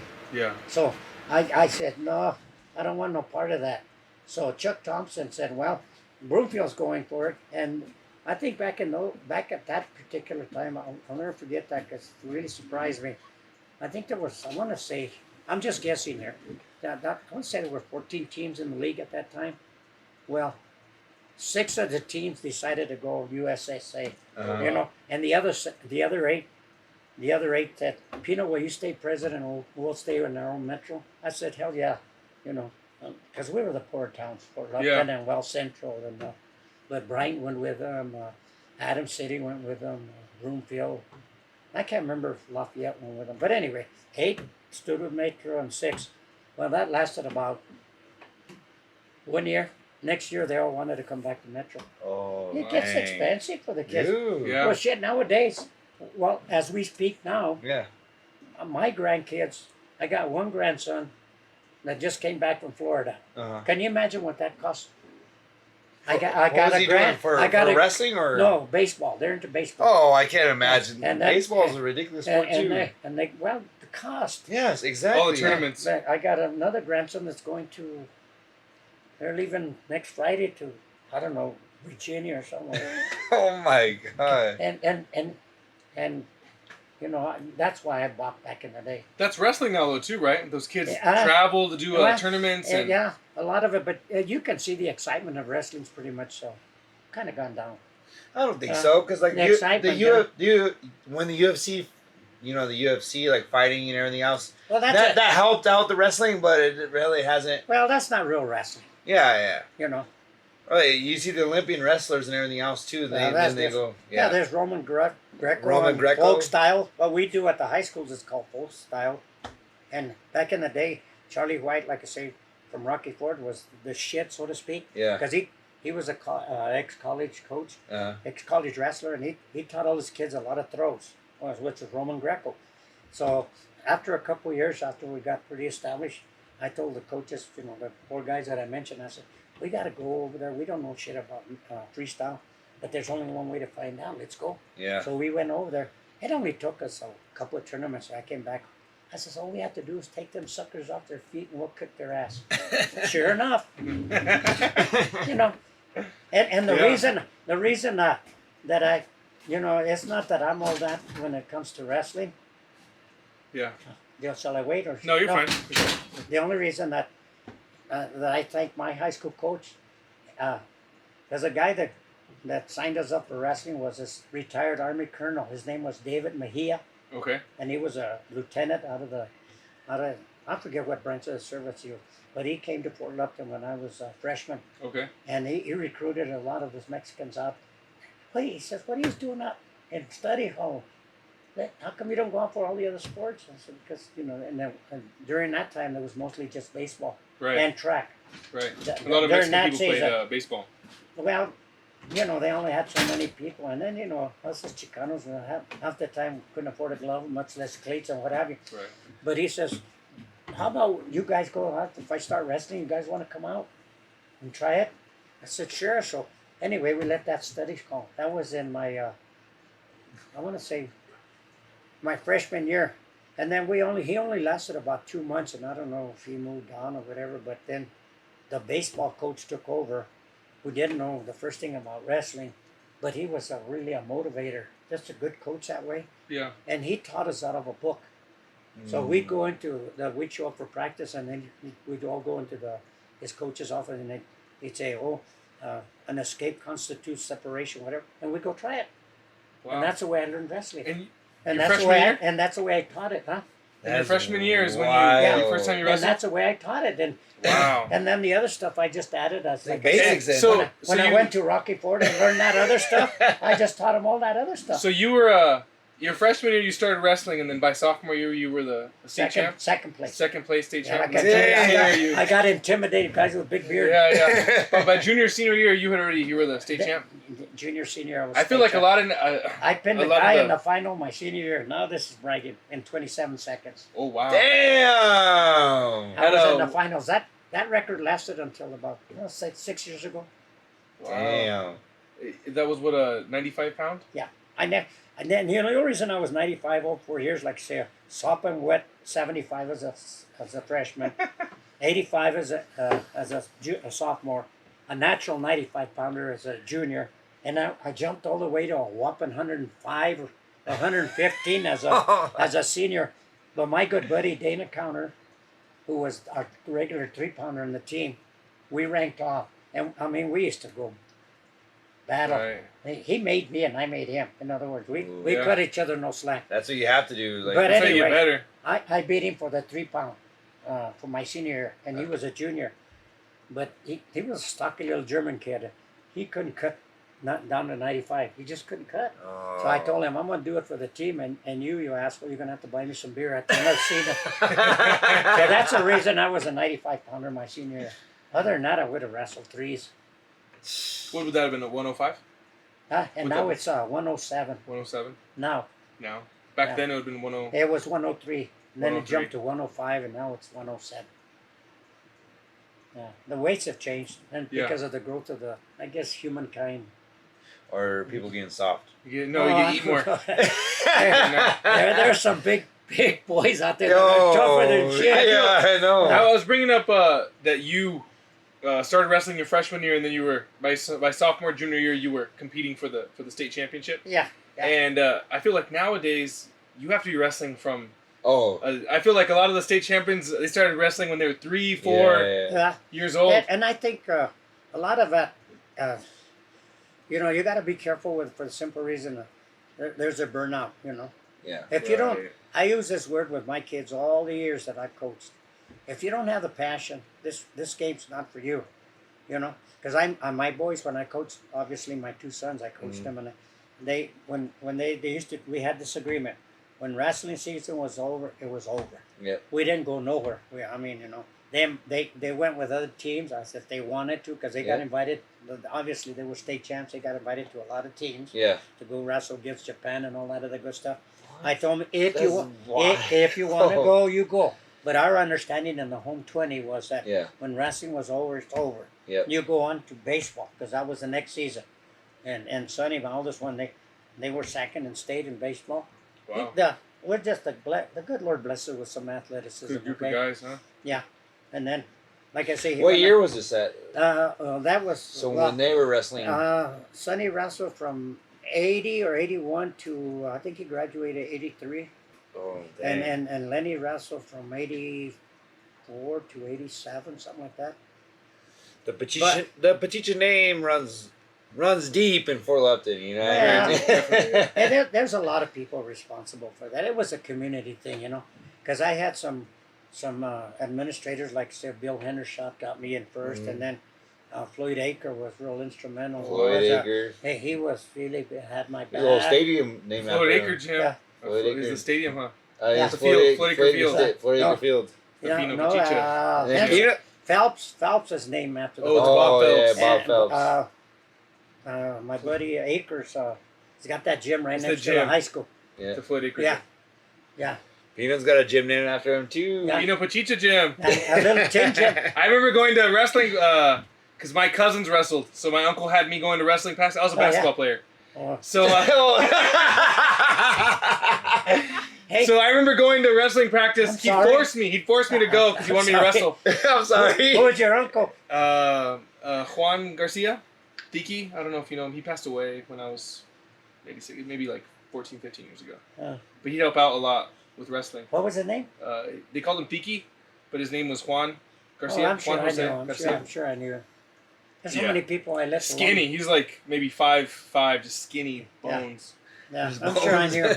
Yeah, Sure I knew him. Yeah. Esqueleto walking around. Do you know Zach Garcia, my cousin? He's Do you know how maybe- many kids I've... I know. I know. Yeah, that name he sounds wrestled awfully from when familiar. he was 3 to high school, but that's his. Zach Garcia, that yeah. name sounds so... Oh, yes, You know what I'm yes. talking about? He talks about as much as you do. He He's went to college up at... Western. Yes, Western. Yeah, he's still His there. dad died. Yeah. Dang. What was his dad's name? Juan. That's my uncle. That's what I'm the talking about. one. And his wife is a white girl, Yep. and she married Chalpeto now. I don't think they're married, but well, good. Yeah. Oh, Good. I'm glad. Oh yeah. You know what? Sharp still. He's sharp still. I have a story I'll tell you about Zach. Oh, okay. And next time you see Zach or whatever. Oh, I can't wait. Let's hear He it. was Call him tonight. he was probably a 6 and under or 8 and under. He was real young, real small little He started guy. when he was 3. And I'd always get the beginning of the practice. I'd always give him my spiel, all of it, you know. And I remember one time, and I thought I was the shit. Okay, well, guess what? Zach fell asleep on me. Oh. I can still this day visualize him, little guy with his wrestling stuff. Bend over. I think he was actually snoring, but I think it was 5. That's how kickback. That's how kickback he was. Yeah. And his dad was, oh yeah, Yeah. shit yeah. He I used didn't know to- he was your uncle. Yeah. I was the guinea pig for a lot of those moves that Zach would learn. We'd be watching football, and next thing you know, I'm on the living room floor, all twisted out. Yeah. Oh yeah, and then once she married Sal, you know, Yeah. I think you know, he had those 2 good, Yeah. good kids. Yeah. They're good kids. Joseph and Julian. Yeah. To Yeah. this Big day, kids, they're big to boys. this day, I can't tell them apart. You know, I used to kick their ass back in the day, you know? And I used to tell them. I said, okay. I used to guess. I said, Julian? No, I'm Joseph. And they're twins. I mean, they're yeah. They have to be identical. Who we grew up with the wrestlers was Dale Shaw, Oh yeah, Dale. Saul Saul. Guerrero, Fabian, Nathan Ornelas. Nathan Ornelas, yeah. And we had all the analysis. I thought all Yeah. the analysis. Matt Ornelas. The best one. Well, I call him. What do I call him? He's the only one that was a state champ. The big guy. He was Nathan? the youngest. The youngest. Oh, brother. Jacob. Jacob Ornelas. I call him the snake. Ask him sometime. Why I is call that? him the snake. Yeah. Why is I that? don't know, because he used to wrestle real clumsy, and I told him, you know, you're not going to get any better. You know, you got to learn some throws. So we got up there, and when me and Lenny started working out with throws on him, you know, I said, you're a big guy. Use it. Get those hips in the right position. You can throw And he any- won a any state weight. championship with that. Ask him. Yeah. If you don't yeah. believe me. No, I know he wants to. And the best of them would have been the oldest brother. Saul. No. Oh, The Ornelas is, Nathan. No. There's an older one. That was an older one. What's his I name? can't think of his name. What's his name? I know it's on the tip of my tongue. Let me challenge you guys now. But he got in, and that's when, you know, he left the sport. I can't remember. But he his would have name. been the best. Yeah. You know, I Yeah. can't think, because he was a stud. I think it's But as a junior, sophomore, he started getting. He just went by the wayside. I think But talent wise, he would. All right. I remember you coming over to Carlos, and Carter was there, and Yeah. you saying something about him wrestling, and I was like, he's Yeah. only 3, and I think you said that's fine, they can start wrestling at 3, and then I run into another wrestler, and I'm like, he's only 3, and I started wrestling when I was 3, he's fine. Good. I But that's coached. just Coach.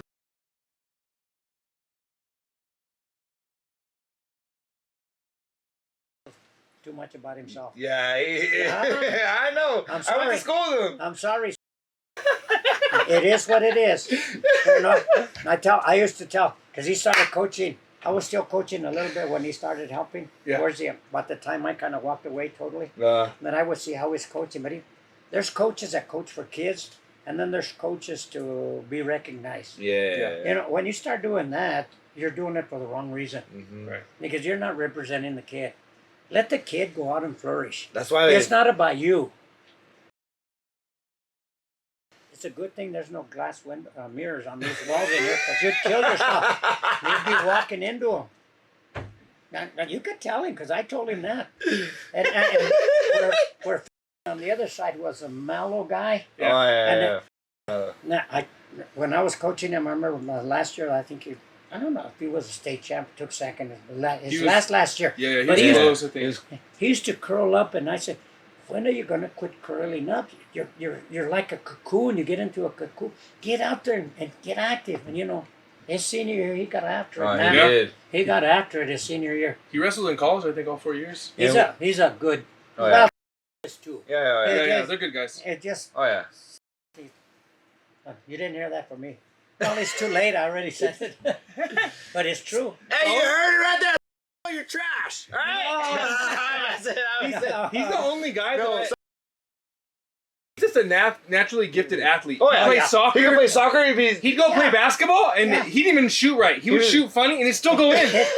He'd still go in. He remind me a lot like my son Sonny. Oh, yeah? The same thing. He can do anything on it. yeah. Be good. Lenny got quit the wrestling team his freshman year Oh, because really? they wouldn't let him rank off with who was a senior. Oh. So Lenny said the hell with it, and he could kick his ass big Yeah. time. But they wanted to get the team stronger, so they moved him up to 26s. And he came home one night. Lenny's a real stubborn kind of guy. He just said, "You know what? I'm going to basketball. I said, you know, I'll never force you to do nothing, but Yeah. but the team's going to miss out on without you being on Yeah. the team."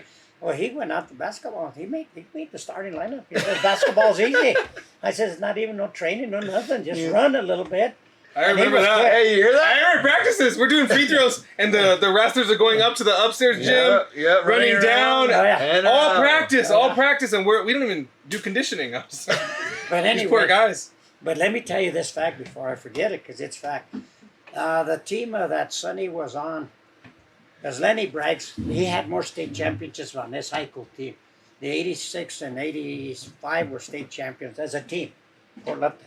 Oh, the whole team was And state champ. I think Fort Sonny's was one time. But that team, that one year, we went head to head with Meeker in the finals. Meeker? Meeker. And we had 5 in the finals, and they had 6, or the other way around.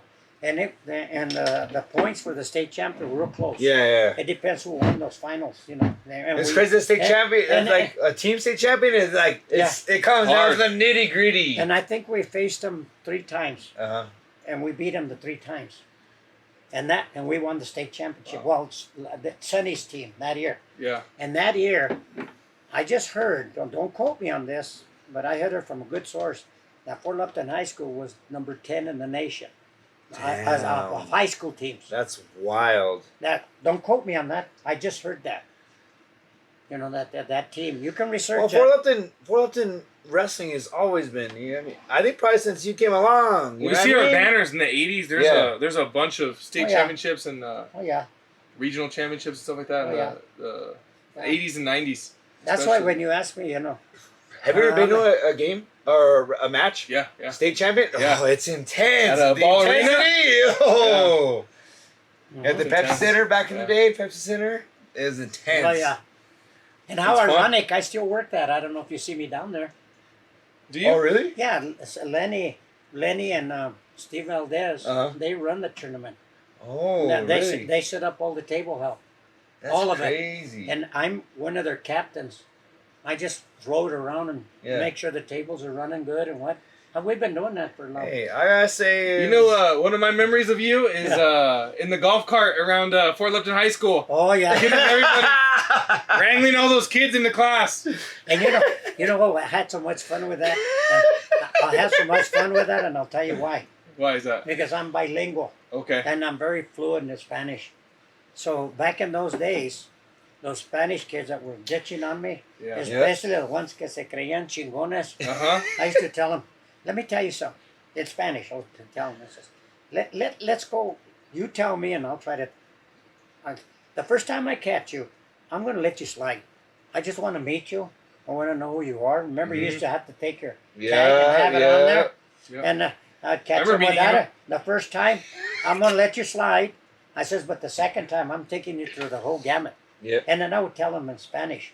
And then when I would catch him like ditching the second time, especially my real traviesos, Yeah. they weren't bad kids. No, they're just. They didn't have a home life. Yeah. A lot of them, I've come to find out they didn't have a home life. I used to tell them, let's go to the deepest, darkest corner in your life and your education. You know, education, I was a member of the GI Forum, and our motto was, education is our business, and education is our freedom, and education should be everybody's business. And I live by that rule with those kids. And I told them, I said, but you know what? Let's go to the deep end of this thing. Let's just say you have a racist teacher. Let's just say. Let's start there. Or let's just say you have a teacher that's lazy. And, let's just start there. Well, first of all, who's losing out in this thing? She's the one that's winning because you're out of her class. So you're out of, you're not her headache, but you're out here not getting educated. So who's winning this? She's winning it, or he, whatever the case might be. Yeah. Let's just go there. And the second one is laziness. You're not going nowhere without a little bit of education. Yeah. I mean, what are you going to do when you go apply for a job if you got to fill out a job application? You're not even going to know what that question means. Isn't that bullshit? I used to tell them, come on, man. So who's lying to who? One thing about me, like I tell you guys, I've been around authority figures all my life. And I balked and whatever, but I didn't fight it. I didn't like it, and you ain't any difference. But whether you like it or not, we got to have that. Mm-hmm. But I don't want to represent an authority figure in your life. So I want to be a friend, but as long as you don't break my rules. They give me a certain set of rules that I got to follow, but I'm not going to beat you to death with them. Exactly. So, let's work together. And that's the reason I did that for 4 years. And the only reason I wouldn't still be there, my honey got real sick last year. Mm-hmm. So I had to quit, come and take care of her and then I just never went back. But I've had a lot of good experiences along the way. And what was so funny, this one I'm going to tell you, this one on the funny side. A big guy like you, probably a basketball player. He'd come up to me and with a bunch of his Chicano buddies in the hallway. I remember was it the first one, B? Yeah, I think so. It was B. I went down that one and he was being, I had this kid that I coached in baseball, and he was mad at me because I was on his sister all the time. Because his little sister was a little bit on the loose side. I can't remember his name. But anyway, he was mad at me because some of his buddies was telling me that I was picking on her. Well, I used to catch her. You remember those little indentations we had in the building? Yep. Like in the doorways? I'd always catch her in there while I was on my little golf cart. I told her, you can't be doing that. I used to be right up front with her. I said, guys only want one thing, girl, and it's not going to happen on my watch, okay? Dude, Pino, we need to get you a car to travel across the world because you need to be telling all these women around here. Some of these girls growing up nowadays, you know what I mean? When you live the school ground, it's none of my business. Yeah. Well, anyway, these guys were telling this one big kid that I was picking on their sister and I was calling her a whore and all this other good stuff. You know how the chat goes. So he was ready to fight me. And I says, I don't want to fight you because, you don't know you're in a lose-lose situation. I says, 50, it's a good day. 50% for you is good. Chances I'm kicking your ass, I'll probably 50%. Second of all, 50%, if you beat this old guy, you're going to be the laughing stock at school. So let's go to the office. I took him to Burton's office, and we sat there, and I explained to him, why I was doing what I was doing. Well, I didn't know, but my buddies were telling me this and this. I says, well, let's go back.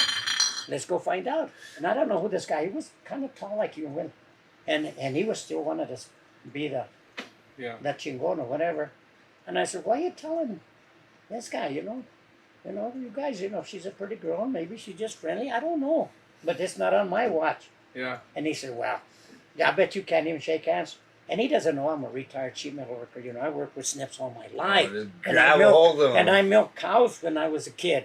So I bet him for them cows. I put him on his knees. And he was so embarrassed. And and from that day on, all the Hispanic, not because it was me, I wanted to earn their trust. Yeah. I didn't want to go out bang heads. Yeah. What the hell would that do? Yeah. Another authority figure in their life, they don't need that. No. They need guidance. Yep. In a good way. And a friend or like a... Yeah. Especially those kids. Yeah.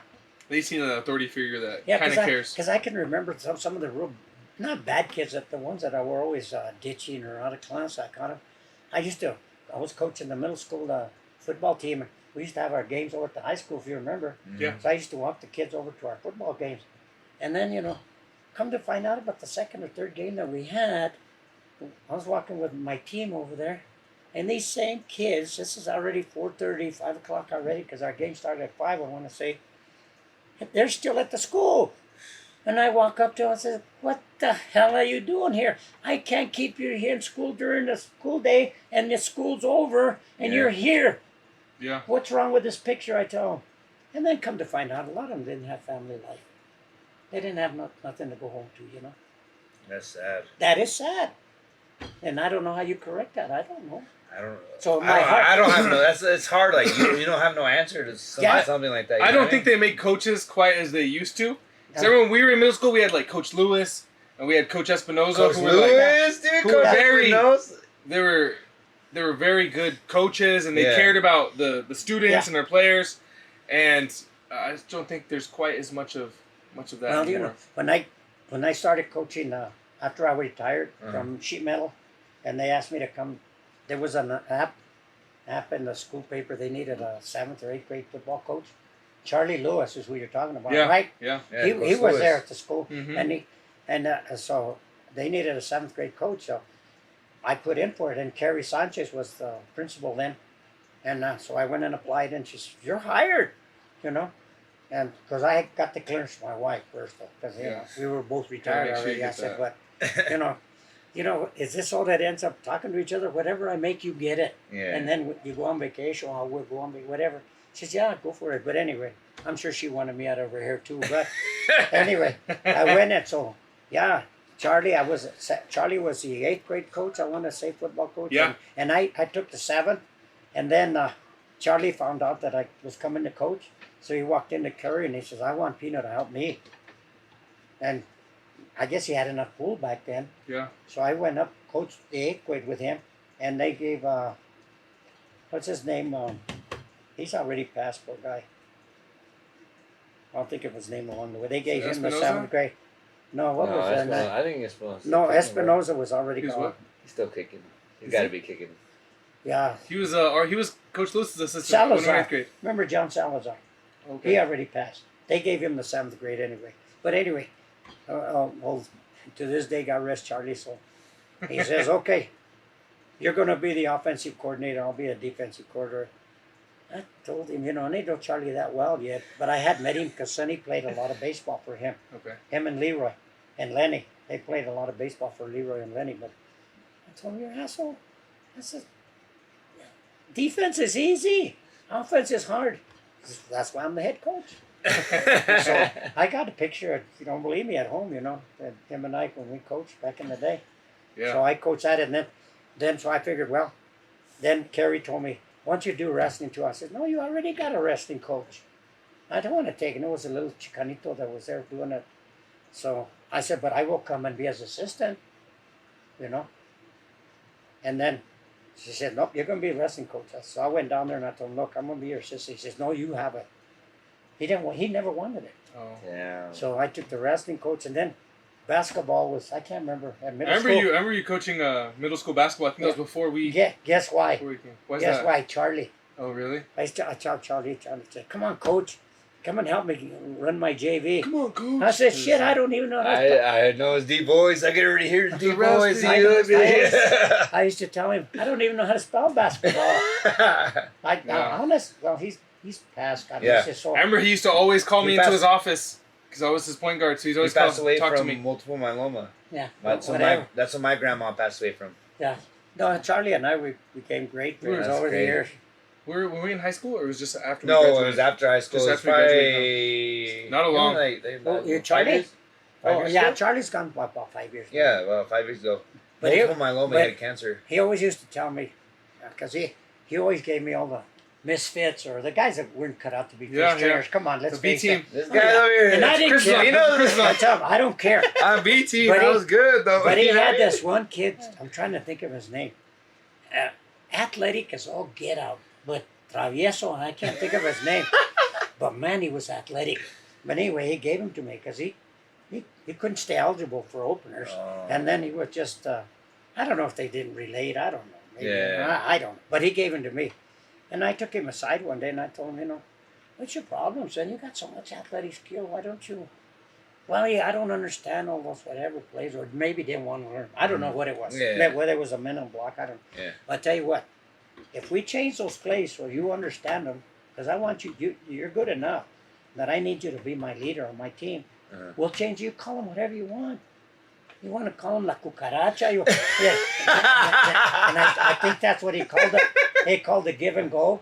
And and go run to your spots, as you're running down, yell, whatever. Yeah. Settle in, or you call it whatever you want. Right. But as long as, because I'm coaching the years that I coached, I could tell you a bunch of fancy stuff to impress you, but what good does it do when you can't perform it on the mat? Exactly. I could tell you go out there and do a high crotch series, a far leg single, a fireman's carry, Right. and I would just, the crowd would be, the crowd would be saying, este coach y chinga tira balazos. But no, what good does it do? And like that kid, once he got that down, Charlie wanted him back. And I told him, no, you can't have him back, bud. I can't help and you couldn't get to him. But that's why I coach basketball. Yeah. And Charlie just wanted me because I was good with He was kids. my favorite coach. Well, He was a Football. good, He coaches basketball in 7th grade and football in 8th grade. Yep. Yeah. And he was my favorite coach both times. Yeah. Well, you must have been gone already because I coached with him my 8th year. Yeah, it was was Coach that? Espinoza was his assistant in basketball and I think Espinoza retired right when we left. our last it year must have Espinoza retired. Yeah. because great. he And did say- Coach, what was her name? She did the juggling. Yeah, what was She her had name? short hair. Miss Coburn.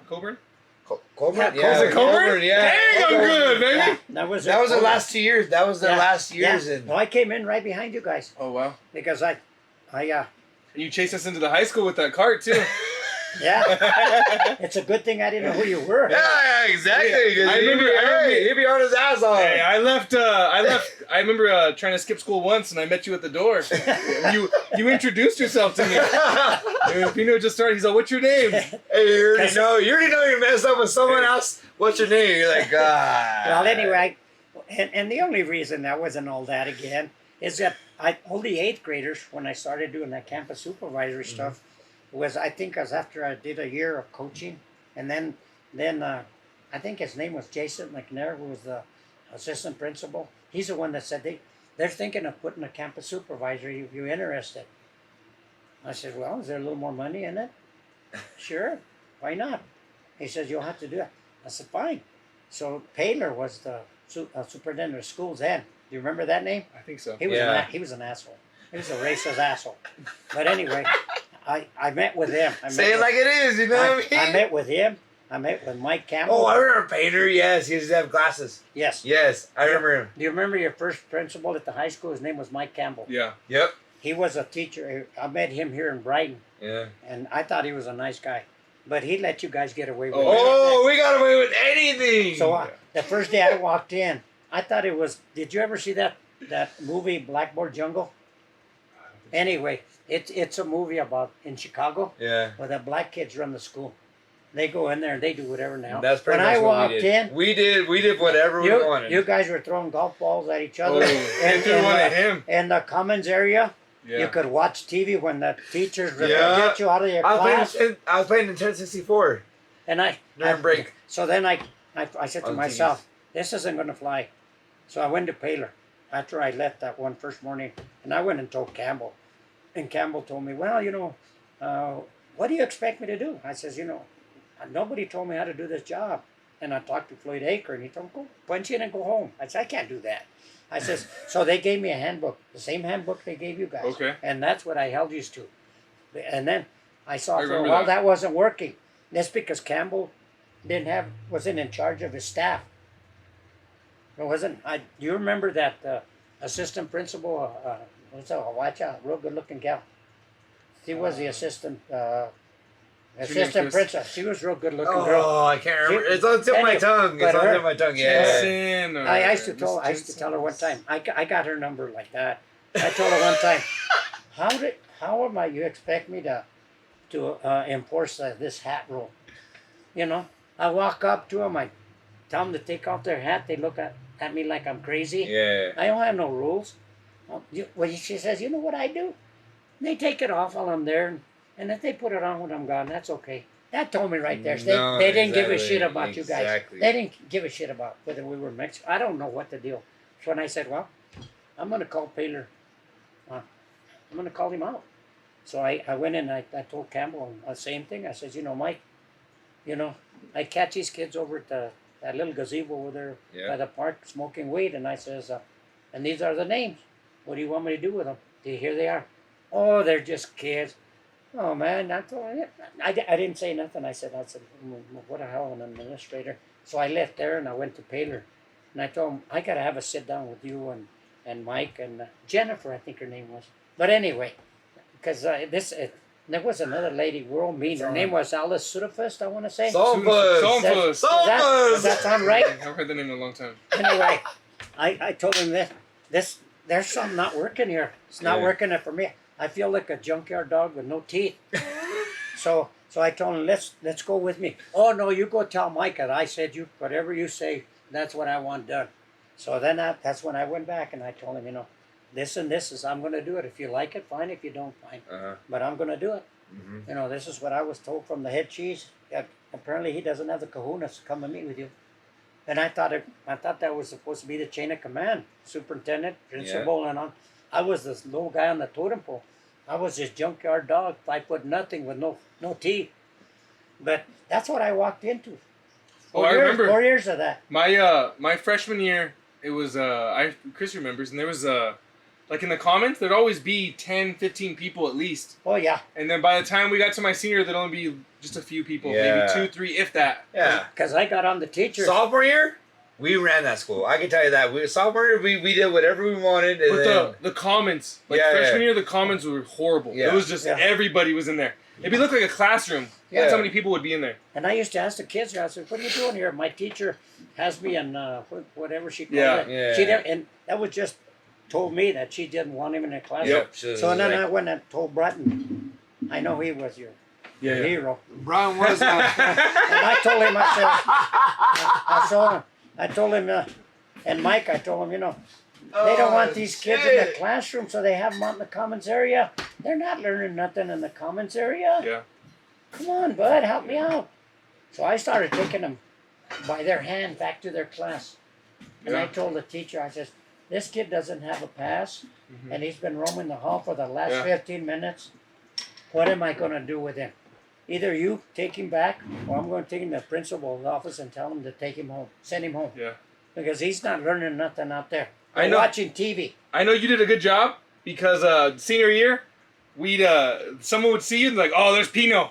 Turn back around. Turn back around. Like, I ain't done with that. We gotta go back around and go hide somewhere else. I'll tell you another altercation that happened to me that, I don't know, maybe I'm stupid, I shouldn't be alive. I'm just the kind of guy, Hey, I just don't give a shit. I mean, what's right is right, what's wrong is wrong. that's all we need. That's what life is, Gee, though. the Chicanos back in those days had their flag, remember? They used to take their flags, Mhm. and some of the whiter guys used to, you know, intimidate them or call them down or whatever. And I just observed for a while. You learn a lot by just observing, you know. Yeah. And sure enough, I knew it would come up. And during one of the lunch hours, just right before the bell rose, you guys had to come back in. There was some Chicanos walking away from the school with their flag, and they had, and I've been watching these three big gauchos, heavy-set kids, sitting on this pickup being all that, Mhm. with the American flag draped over their hood of their truck. Mhm. And they were sitting on it. And they were Chicano kids were walking away from the school with their flag carrying it. So I just observed for a little while. So I looked at my watch. I said, there's only 5 minutes to the bell. So I chased after the Chicano kids on my golf cart, you know. I told them, where you guys go? Go put our flag away. I said, put it where? I don't see it. You're walking away from the school. You guys live right over that housing development wasn't there. I said, where you guys going? He said, well, you're ditching school, right? So I got all their names, and I says, give me your flag. If you come back in class, it'll be there waiting for you. I'm Chicano, I'm Mexican too, you know. You have a right to fly it, but it's creating a problem. So after I wrapped it up, put it in the back of the golf cart, and those kids returned around and came back to school. They respected me, thanks to God. I guess I had already earned their confidence. I was coming back, and those three fat hunky kids. Did I just say that? No. Yeah. But anyway, and they tell me, good job. I says, how do you figure that's a good job? You're sitting here disrespecting my flag with your ass. Get off of that ass. Put that flag in your truck and get your ass back in class. No, I just told it like it was, And you guys better be careful because Pino might come out of retirement and get on that golf cart again. Because if you guys come back, They've already asked me, so I don't. There we go. He's coming out of retirement. You guys better be ready. No, I don't change. Like my grandson says, I don't change. No, I've had a lot of good experiences and bad, but people in general, in seriousness, they like honesty. Oh yeah. And they like the truth. Yeah. And if you're any human wants. And if a human thinks you're jerking them off, you're never going to get the respect. No. And none of us have the answers. No. All we got to do is try to be there for each other. Exactly. The best we can. That's all we can do. You think about it. Do the best you can. Yeah. That's And all the you best. can, well, I think if someone honestly thinks you're trying to do the best for them, it comes across, because and people can feel that. I had another saying for that. What's that? When I was coaching, I had a lot of kids and parents come up and just really praise me for the job I did. Yeah. For whatever reason they did it. And I used to tell them another little cliche. I said, if you like what you see, pass it on. Think about that. Think about that. Yeah. Like Breton one time told me when I was already doing that campus supervisory stuff, Yeah. and I remember, like I said, I knew all the 8th graders that were freshmen there. In the rule book, if you guys remember, no freshman was to leave campus. Right. Yeah. So the freshmen, they were don't on care. my radar. I didn't have to see their tag. I knew who they were because I had already worked a year or two at the middle school. Oh, okay. So I had this senior kid was taking this freshman girl Uh-huh. during the lunch hour in his vehicle.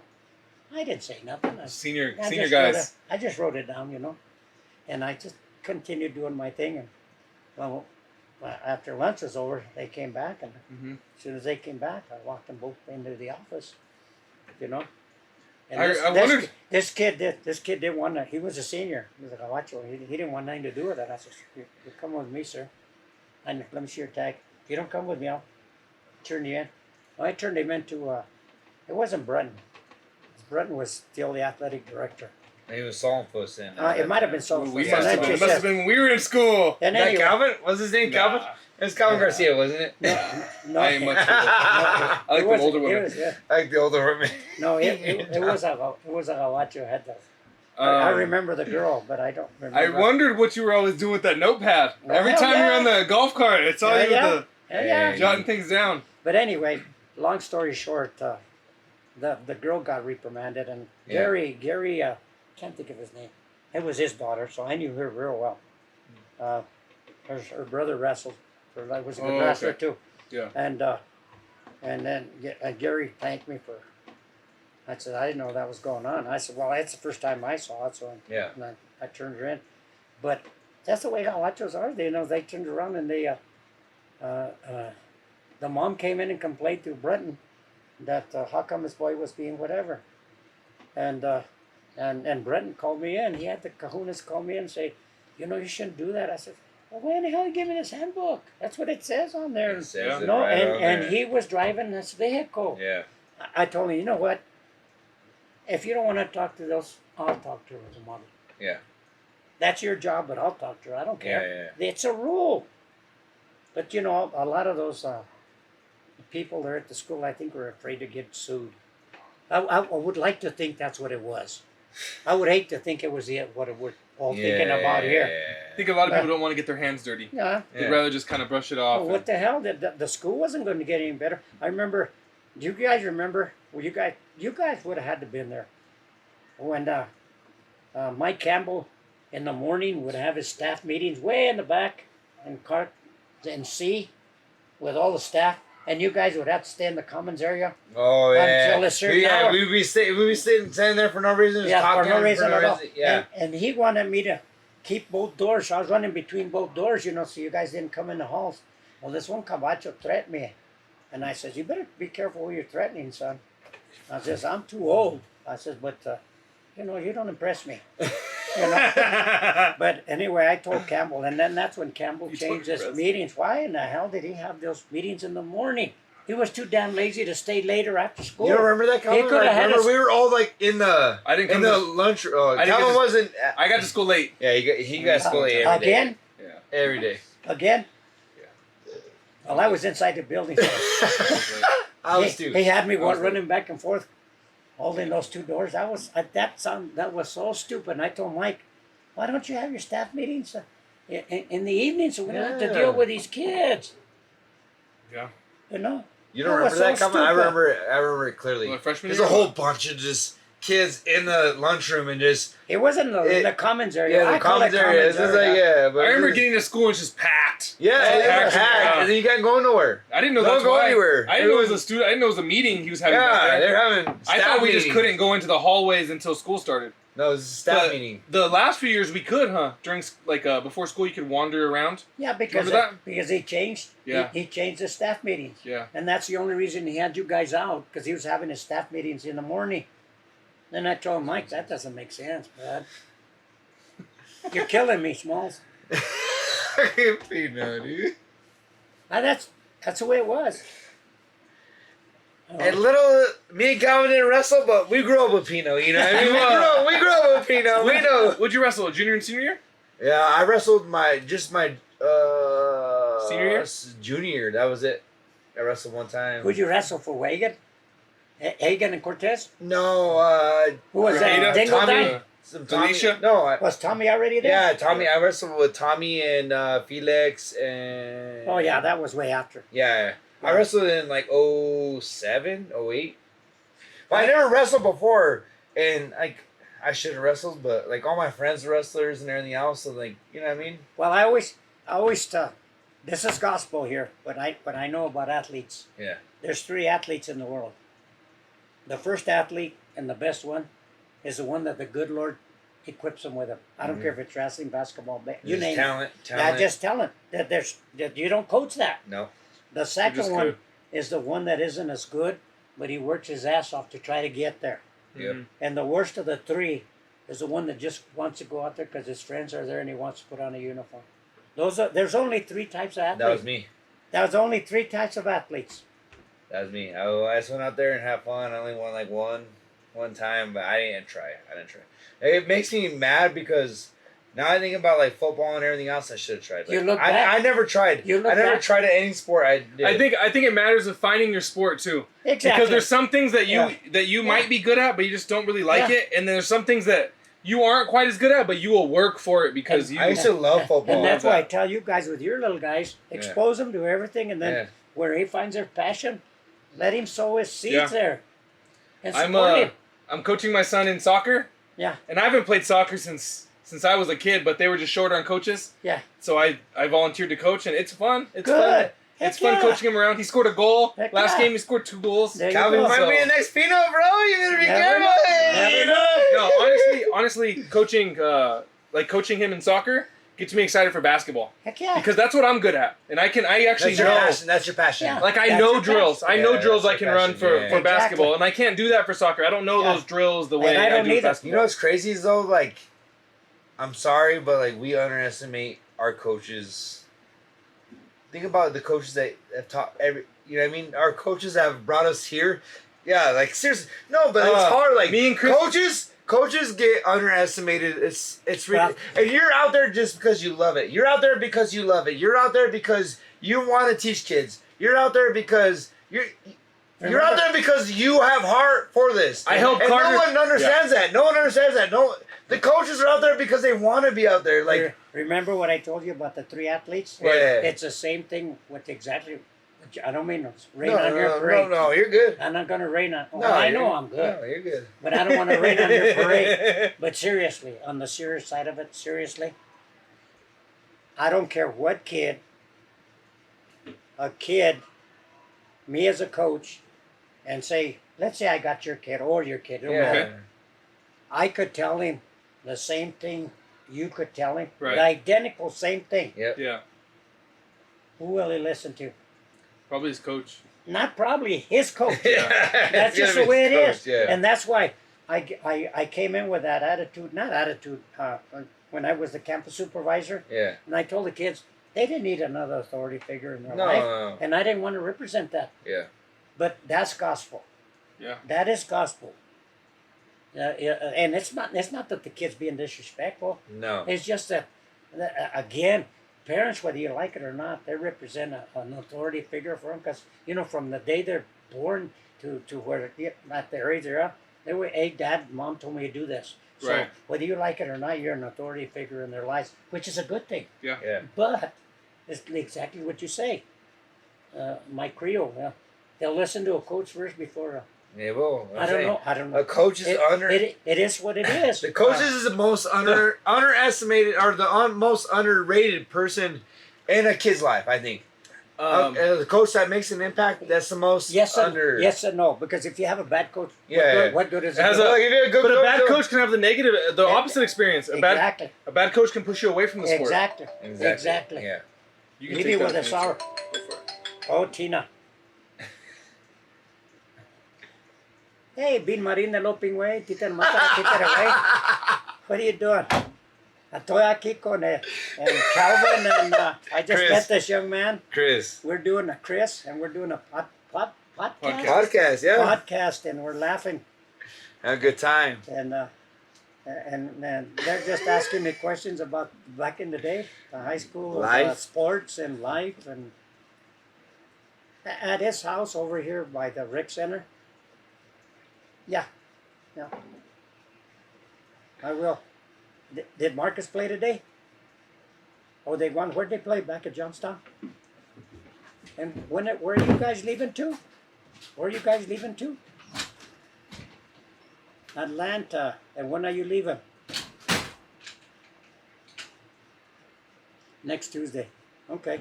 No, that's what I'm doing. Everything okay? Good. Okay. Thanks again for the book. Love you. Love you, babe. Bye-bye. See, busy man. Busy man all the time, huh? That's a part of my, I call them my twins. Mhm. I call them the gruesome twosome. Gruesome twosome. She's one's still working, the other one's retired. So, you had twins, right? Yes. And then, so you have twin grandsons or twin... No, just twin daughters. Twin daughters? Yep. That's wild. Yeah. That's crazy how, like, twins run, like, in a family. Yeah, Like, that's what I've heard. But I think it was on my honey's side. oh, Her really? grandma had twins. Oh. I don't recall any twins on my side. So yeah, whenever you guys want to cut this down, because you got the rest of your evening, Yeah. Do you want to Whatever. go another 10 minutes or so? And then Yeah, we'll, it's we'll up go to you another- guys. We're on 10 minutes and we just talk and hang out, you know what I mean, for a little bit. Well, Do you have anything, like, you want to really say? You can say it right now. yeah, the bosses are outside. I don't Yeah. want to get you No, guys. No, we're fine. Normally it's a lot worse than this. Yeah. It's like Yeah. 4 or 5 hours Yeah. sometimes. Yeah. The Well, thing. why don't you guys ask me some questions? Yeah. You know, Yeah, go ahead. I pretty much spilled everything, whatever. Hey, But Pino's over here doing it's like the exact same thing. You know what I mean? He already knows what to do. We got him on the podcast. He knows what to say. But it's so funny. My buddy Joe Martinez, him and I always go back and forth about Yeah. this and that. I told him I don't care about your legend or whatever, because he's an Yeah. ex-mayor. He's a Oh, mayor. really? Oh, yeah, and, I a heard car, about that. and a car salesman, And you know what they both got in common, right? Mayors, What's that? politicians, they're that? moving their lips, they're lying. Pretty simple, right? Anyway, we go back and forth, and then when we get to an impasse, I told him, well, I don't know about you, You were mayor for 2 terms or whatever. I said, but all of what I've done is in the books. Damn. It's in the book. Hey, you guys hear that? My- It's in the books. My Closed, signed, I sealed, and didn't seal, yeah. delivered. That thing is in the books. My you daughter- know, and the book keeps growing though. It's weird. It's closed, but it still keeps growing. the one that just called Yeah. me, she bought me this called, it's called from the, I don't know, I'm going to misquote it, but it's something like diamond to the beet fields or something like that, or sugar to the diamond. But it's a book of back in the day, way back in the day when I was first married, Uh-huh. and the Chicano people around this area. I mean, here to Greeley, to Eaton, all over, they put teams together. You know, most of the Spanish said they play a lot. You know, our heritage is a lot of baseball. Yeah. So they started a league. Oh, And really? there, I got a book. I'll show it to you guys. Like I said, Just around here? Mine's in the books. You know, and I'm in the Hall of Fame. That's what this podcast is me called. It's in the books right here. This podcast we call Yeah. in the books with I'm old Pino. You know what I mean? And I'm in the Hall of Fame. Wrestling. Dang. But that book is really special. 'cause What more can you ask for? You there's know? a lot of my friends that are in there that are gone home. You know. Right. But if you ever want to see them, I'll be glad to show All I you. gotta say is though, What's like the, Pino, the only thing I gotta say, Pino, to you is like, no matter what age you've been and everything else, you've always said that you just want to always make somebody better. You've always doesn't matter. It doesn't matter if they're doesn't. You always want to make someone better. You go be a security guard at like Fort Lupton, but you're just trying to make people. You're not gonna say, hey, why are you being an asshole or whatever. You're like, hey, what's going on? Yeah. Why is this? Why is your life this way? Or And I think I did all right for this simple reason. There's a lot of this Hispanic kids and not so much the white kids, because there were a lot of Hispanics that I dealt with back when I was doing that. So people campus. remember you. But The ditchers. I see them over. all the ditchers were Hispanic. That's why. I see them over there. They worked at the bank. Some of Yeah. them. Some work at some of the. Someone runs into you some- like, hey, yeah. And that's my measuring stick. It If you is. still talk to me, I must have done okay. No, it You still must doesn't have not matter. Like, hated I me. bet Can't you hate you too anybody. much. Yeah. Huh? Can't hate you too much if still say hi. You know what I mean? Yeah, You that's probably good done enough. something really good. That's about it, guys. I don't know what else I can tell you. That's about it. You know what I mean? Do good, dude. One thing I want to ask about is I think you were here during when they do the Chicano march. The march. And Oh, they- yeah. And they came those are through Fort really, Lupton, didn't they? those are really big back in the day. And I knew the guy. I got in a fist fight with him downtown Fort Lupton for the simple fact that his whole agenda was that he had in my eyes, he had the right idea, but he went around the worst way. Yeah. Because he came up and asked me one time at the Town Tavern in Fort Lupton, of all places. His whole thing was that at Coors, they didn't hire a lot of Hispanics. Mm-hmm. And so his thing was boycott Coors beer. So that, by boycotting, they force them to hire more Hispanics. Exactly. But he was going about it the wrong way. He'd go into the bars, and if you say you were drinking a Coors and you were drinking a Coors, him and his buddies, which a lot of his buddies were some of my cousins, they were called the Vuelta. They'd come up and grab your Coors out of your hand and take it away from you. Oh. Instead of explaining to Yeah, him. you don't grab another man's beer. You know what I mean? I just paid. I paid for this motherfucker. I just paid for that, But and that's what I tried to explain to him. Yeah. And Right. he says, "Oh no," and I says, "Well, let me explain it to you like this." Richard, his name was, and I think that the thing that finally took it over to the dark side, if you will. I told him, we're both been working in the fields all our lives.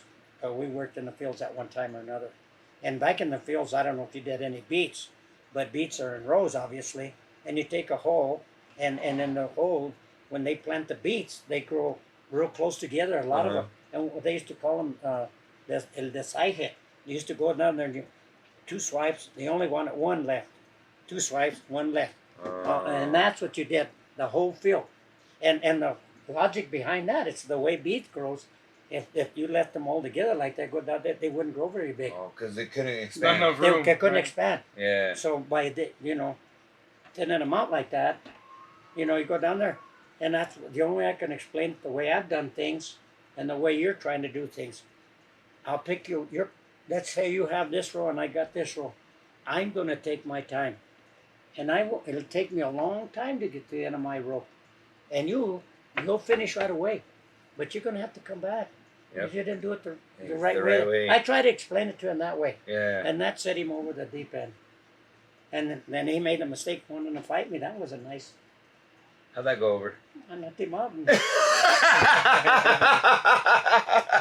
No, I got into a fist fight in front of the town tavern, and my cousins pulled me away from Where it. was that? The town tavern? At the town. Well, it was a town tavern. It's So like Station 3 yeah, or? some of Yeah, that area. Where was it? I think they used to call it the Copita back in those days. Dang. Where was it? In Fort Lupton. Right there off of Main Street? Off of Main? No, you know where Oh, it's the son. Right across the street right now. This is how old I've long been in Port Lipton. The Pizza Hut's there now. Oh, Before that used to be a Safeway. the Pizza Hut. Yeah, that when I was a kid, that used to be a Safeway. That's And then wild. when the Safeway closed down, the GI Forum. Calvin's mind is blown because he's trying to think of how big the Safeway was. It was a big Safeway. That was like the one in town, but it was just one building. And then when they closed down, there was a Chicano organization there in town called the GI Forum. Okay. And their logo was "Education is our freedom." I think I told you guys. Yeah. And education should be everybody's business. Yeah. That's where I was part of my Metro Wrestling. We used to practice there. Oh, wow. Dang. And Rudy Torres, who's a retired mailman there, his son's still a mailman there. He's the first guy that went to Greeley, because Greeley was the central of Well County. Uh-huh. And believe it or not, back in those days, Fort Lipton was the second biggest town in Well Oh County. my God. He went over there and got us a grant. He went over there and got us a grant for a wrestling match. That's awesome. Yeah, I got too much history, but I could have you here till. You're gonna need another one. You're gonna come back Yeah, come back for part a two. second part. But I'm just, yeah. So whenever you guys want to wrap it up, All right. I think we're good. to wrap it up. You can come back anytime if you want to have any other stories. Yeah. You- I You pretty didn't much. tell. Hey, this I pretty- I think we can dip down a little bit more. You know what I mean? If anything you want to ask me some questions. Oh, yeah. I can tell you so much even about the racist cops we had back in those days. I mean, my dad. You know how disciplined we are as fathers, Yeah. especially back in the day. Yeah. My dad. One time in Fort Lipton, there used to be a dance hall called the Gardenia Hall. Uh-huh. I don't know if you ever heard of that. No. No. But they used to. It was over there by where the Salute Clinic was Okay. on that end of town. Dang. But anyway, By the boxing my match. my, the my boxing brother, match. my brother went over there without his permission to the dance, Okay. and they were on Sunday nights. I don't know why. Doesn't seem like a good night for Well, dances. you had to work the next day, Yeah. and that was my heavyweight state champ buddy. His dad was the Martels they were called. He had a band named Martellans and Martelitos. Okay. And they had a swinging band. People from Gilchrist and Platteville came, Chicanos, they like to dance and Yeah. music. Yeah.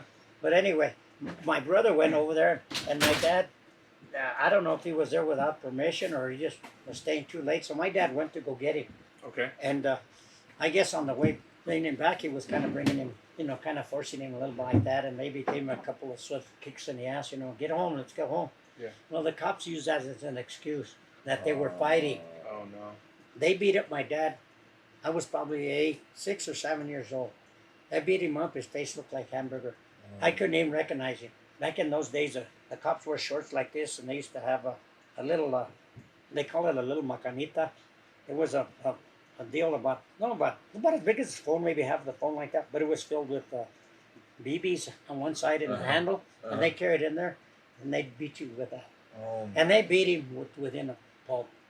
And my dad was well liked by the local farmers. Like say, he came Yeah. there and how he made it, but he Yeah. made a lot of Yeah. friends. Yeah. And when they saw him the next day, they said, "Mike, what happened?" And my dad was named Mike, and he told them. He said, "Well, we're going to the next town hall meeting." So they came to the town hall meeting, and the town told him, "Yeah, Mike, you got." After they explained the whole situation, the town gave him the option to sue him, or to just get rid of the police department. That then police department, and my dad said, "I don't want to sue the city, but yeah, these cops got to go."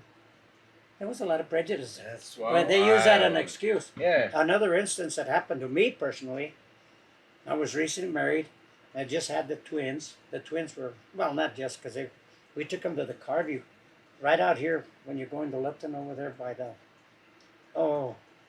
you go out here. What is this right here? 2?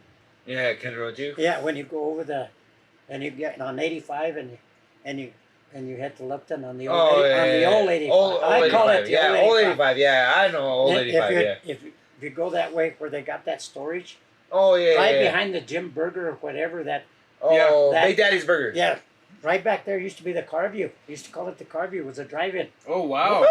Yeah, oh yeah. There's no what? that. I had no idea that. We, being poor, me and my wife, it was a Friday night. We always made it a special. She'd get Cokes and freeze them Uh-huh. to cut expense.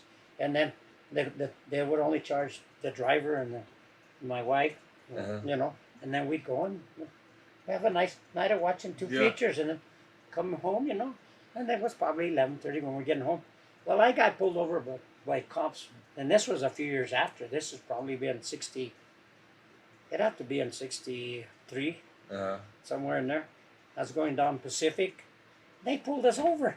And I says, well, why are you pulling me over? Do I have a headlight out or Yeah. a tail? What? No, he says, you shouldn't be out this late. I said, what? I'm married and I got my 2 little girls in the back seat and my wife. I ain't had nothing to drink. We've been at the Carview all night. Yeah. That's the way it was back in those days, bud. I mean, I hate to bring up subjects No, like that. no, that's right because But these people are facts. people These don't are understand how hard it was back in the day for Yeah. anybody. You know what I mean? And the next day I just I just went over and asked her. I says, that was kind of uncalled for. Yeah. Because back in those days, the tracks kind of separated. Oh, The poor people lived on the east side, and That's why they call it the Mexican Park. yeah, the Mexican Park. Everybody. Do you remember when were you around when they had to segregate the theater? I know in some parts where I remember John telling me stories about the cedar. the theater, the Star Theater, or Oh yes, where yes. the Mexican The people had to Mexicans sit. had to go upstairs. What? Yeah, they had a little balcony up on top. The Mexicans had to sit on top, and Yeah. everybody else sat on the bottom. Yeah, That's that's crazy. a fact. Were you around for that? You had to. Yeah, That's crazy. Yeah.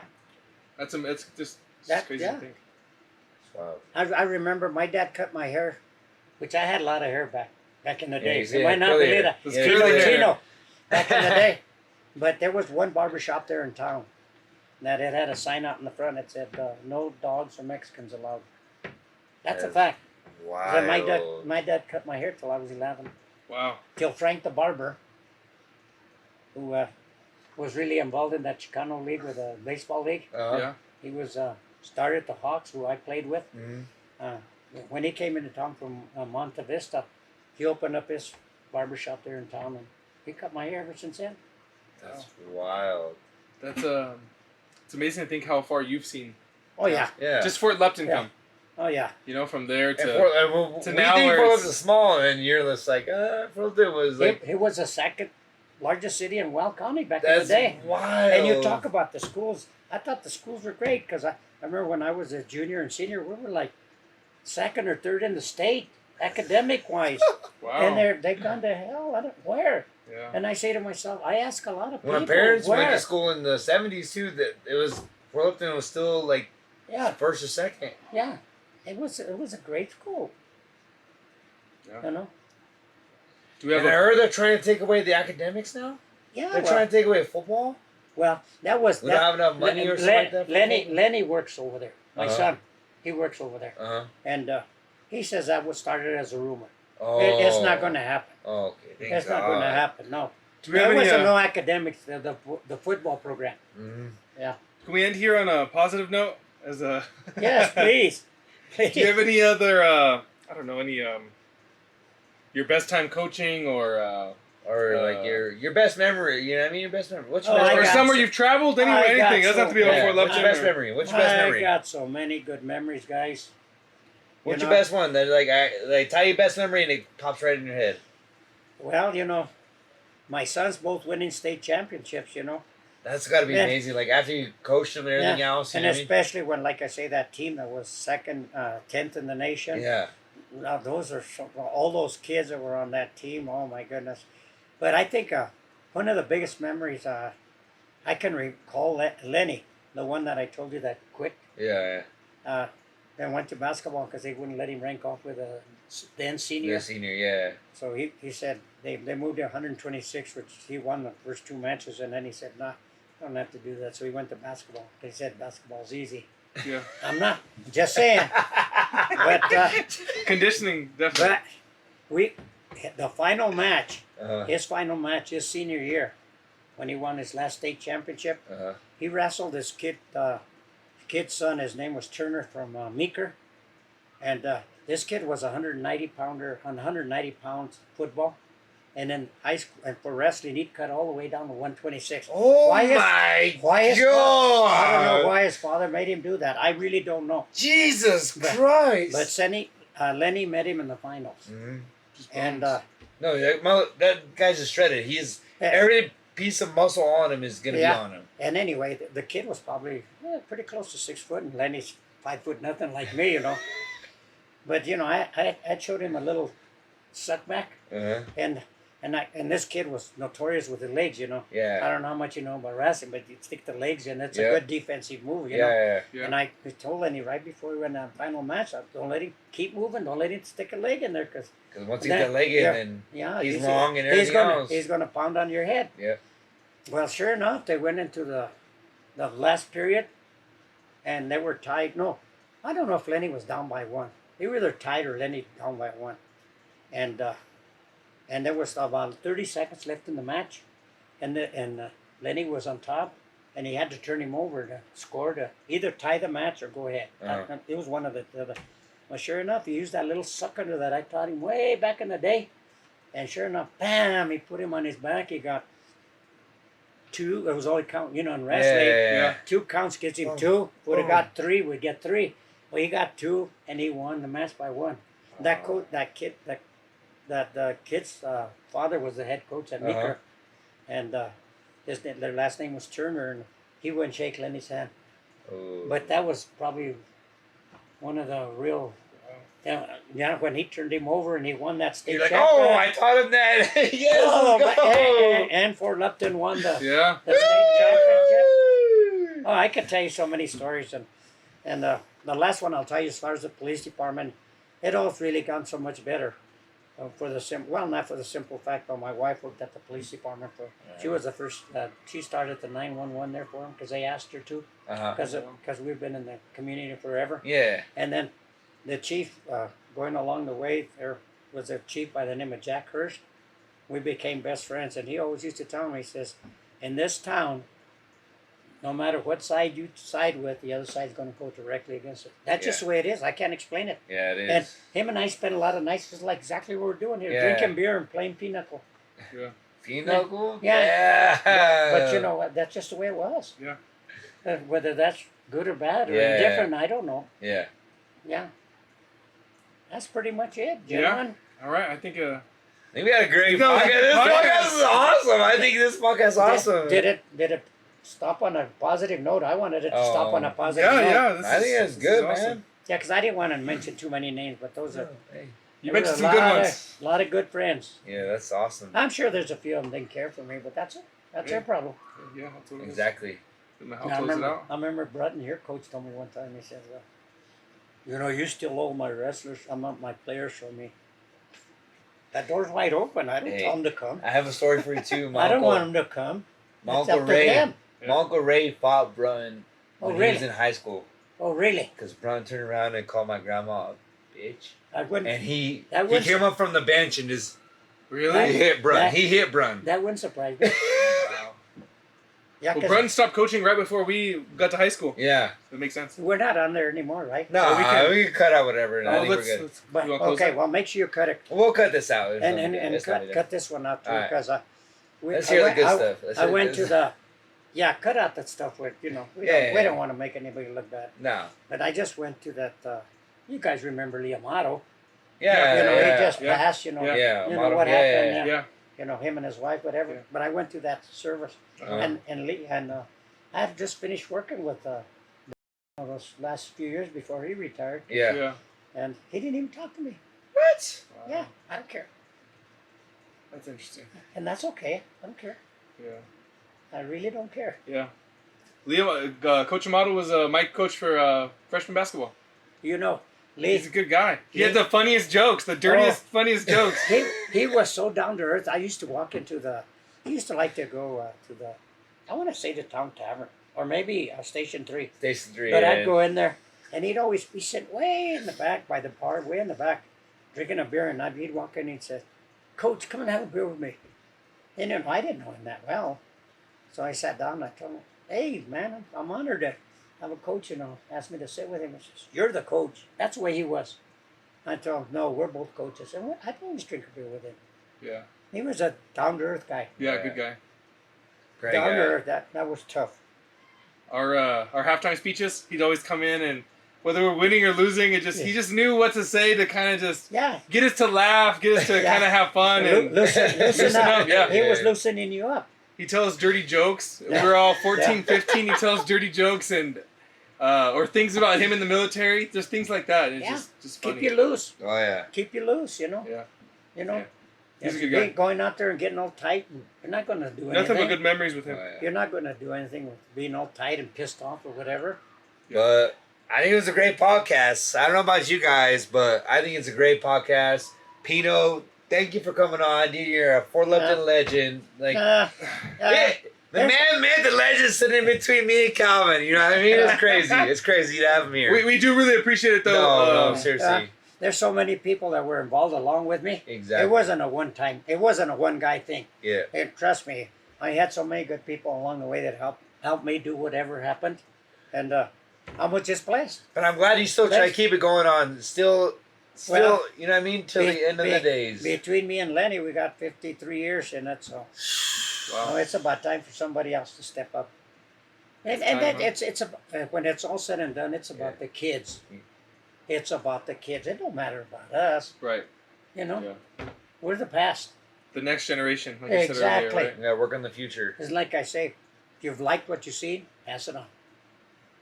It's a good way to That's right there. That was Yeah. it. Right there. That was a good one right there. That's the good way to end it. Oh yeah. Yeah, it is.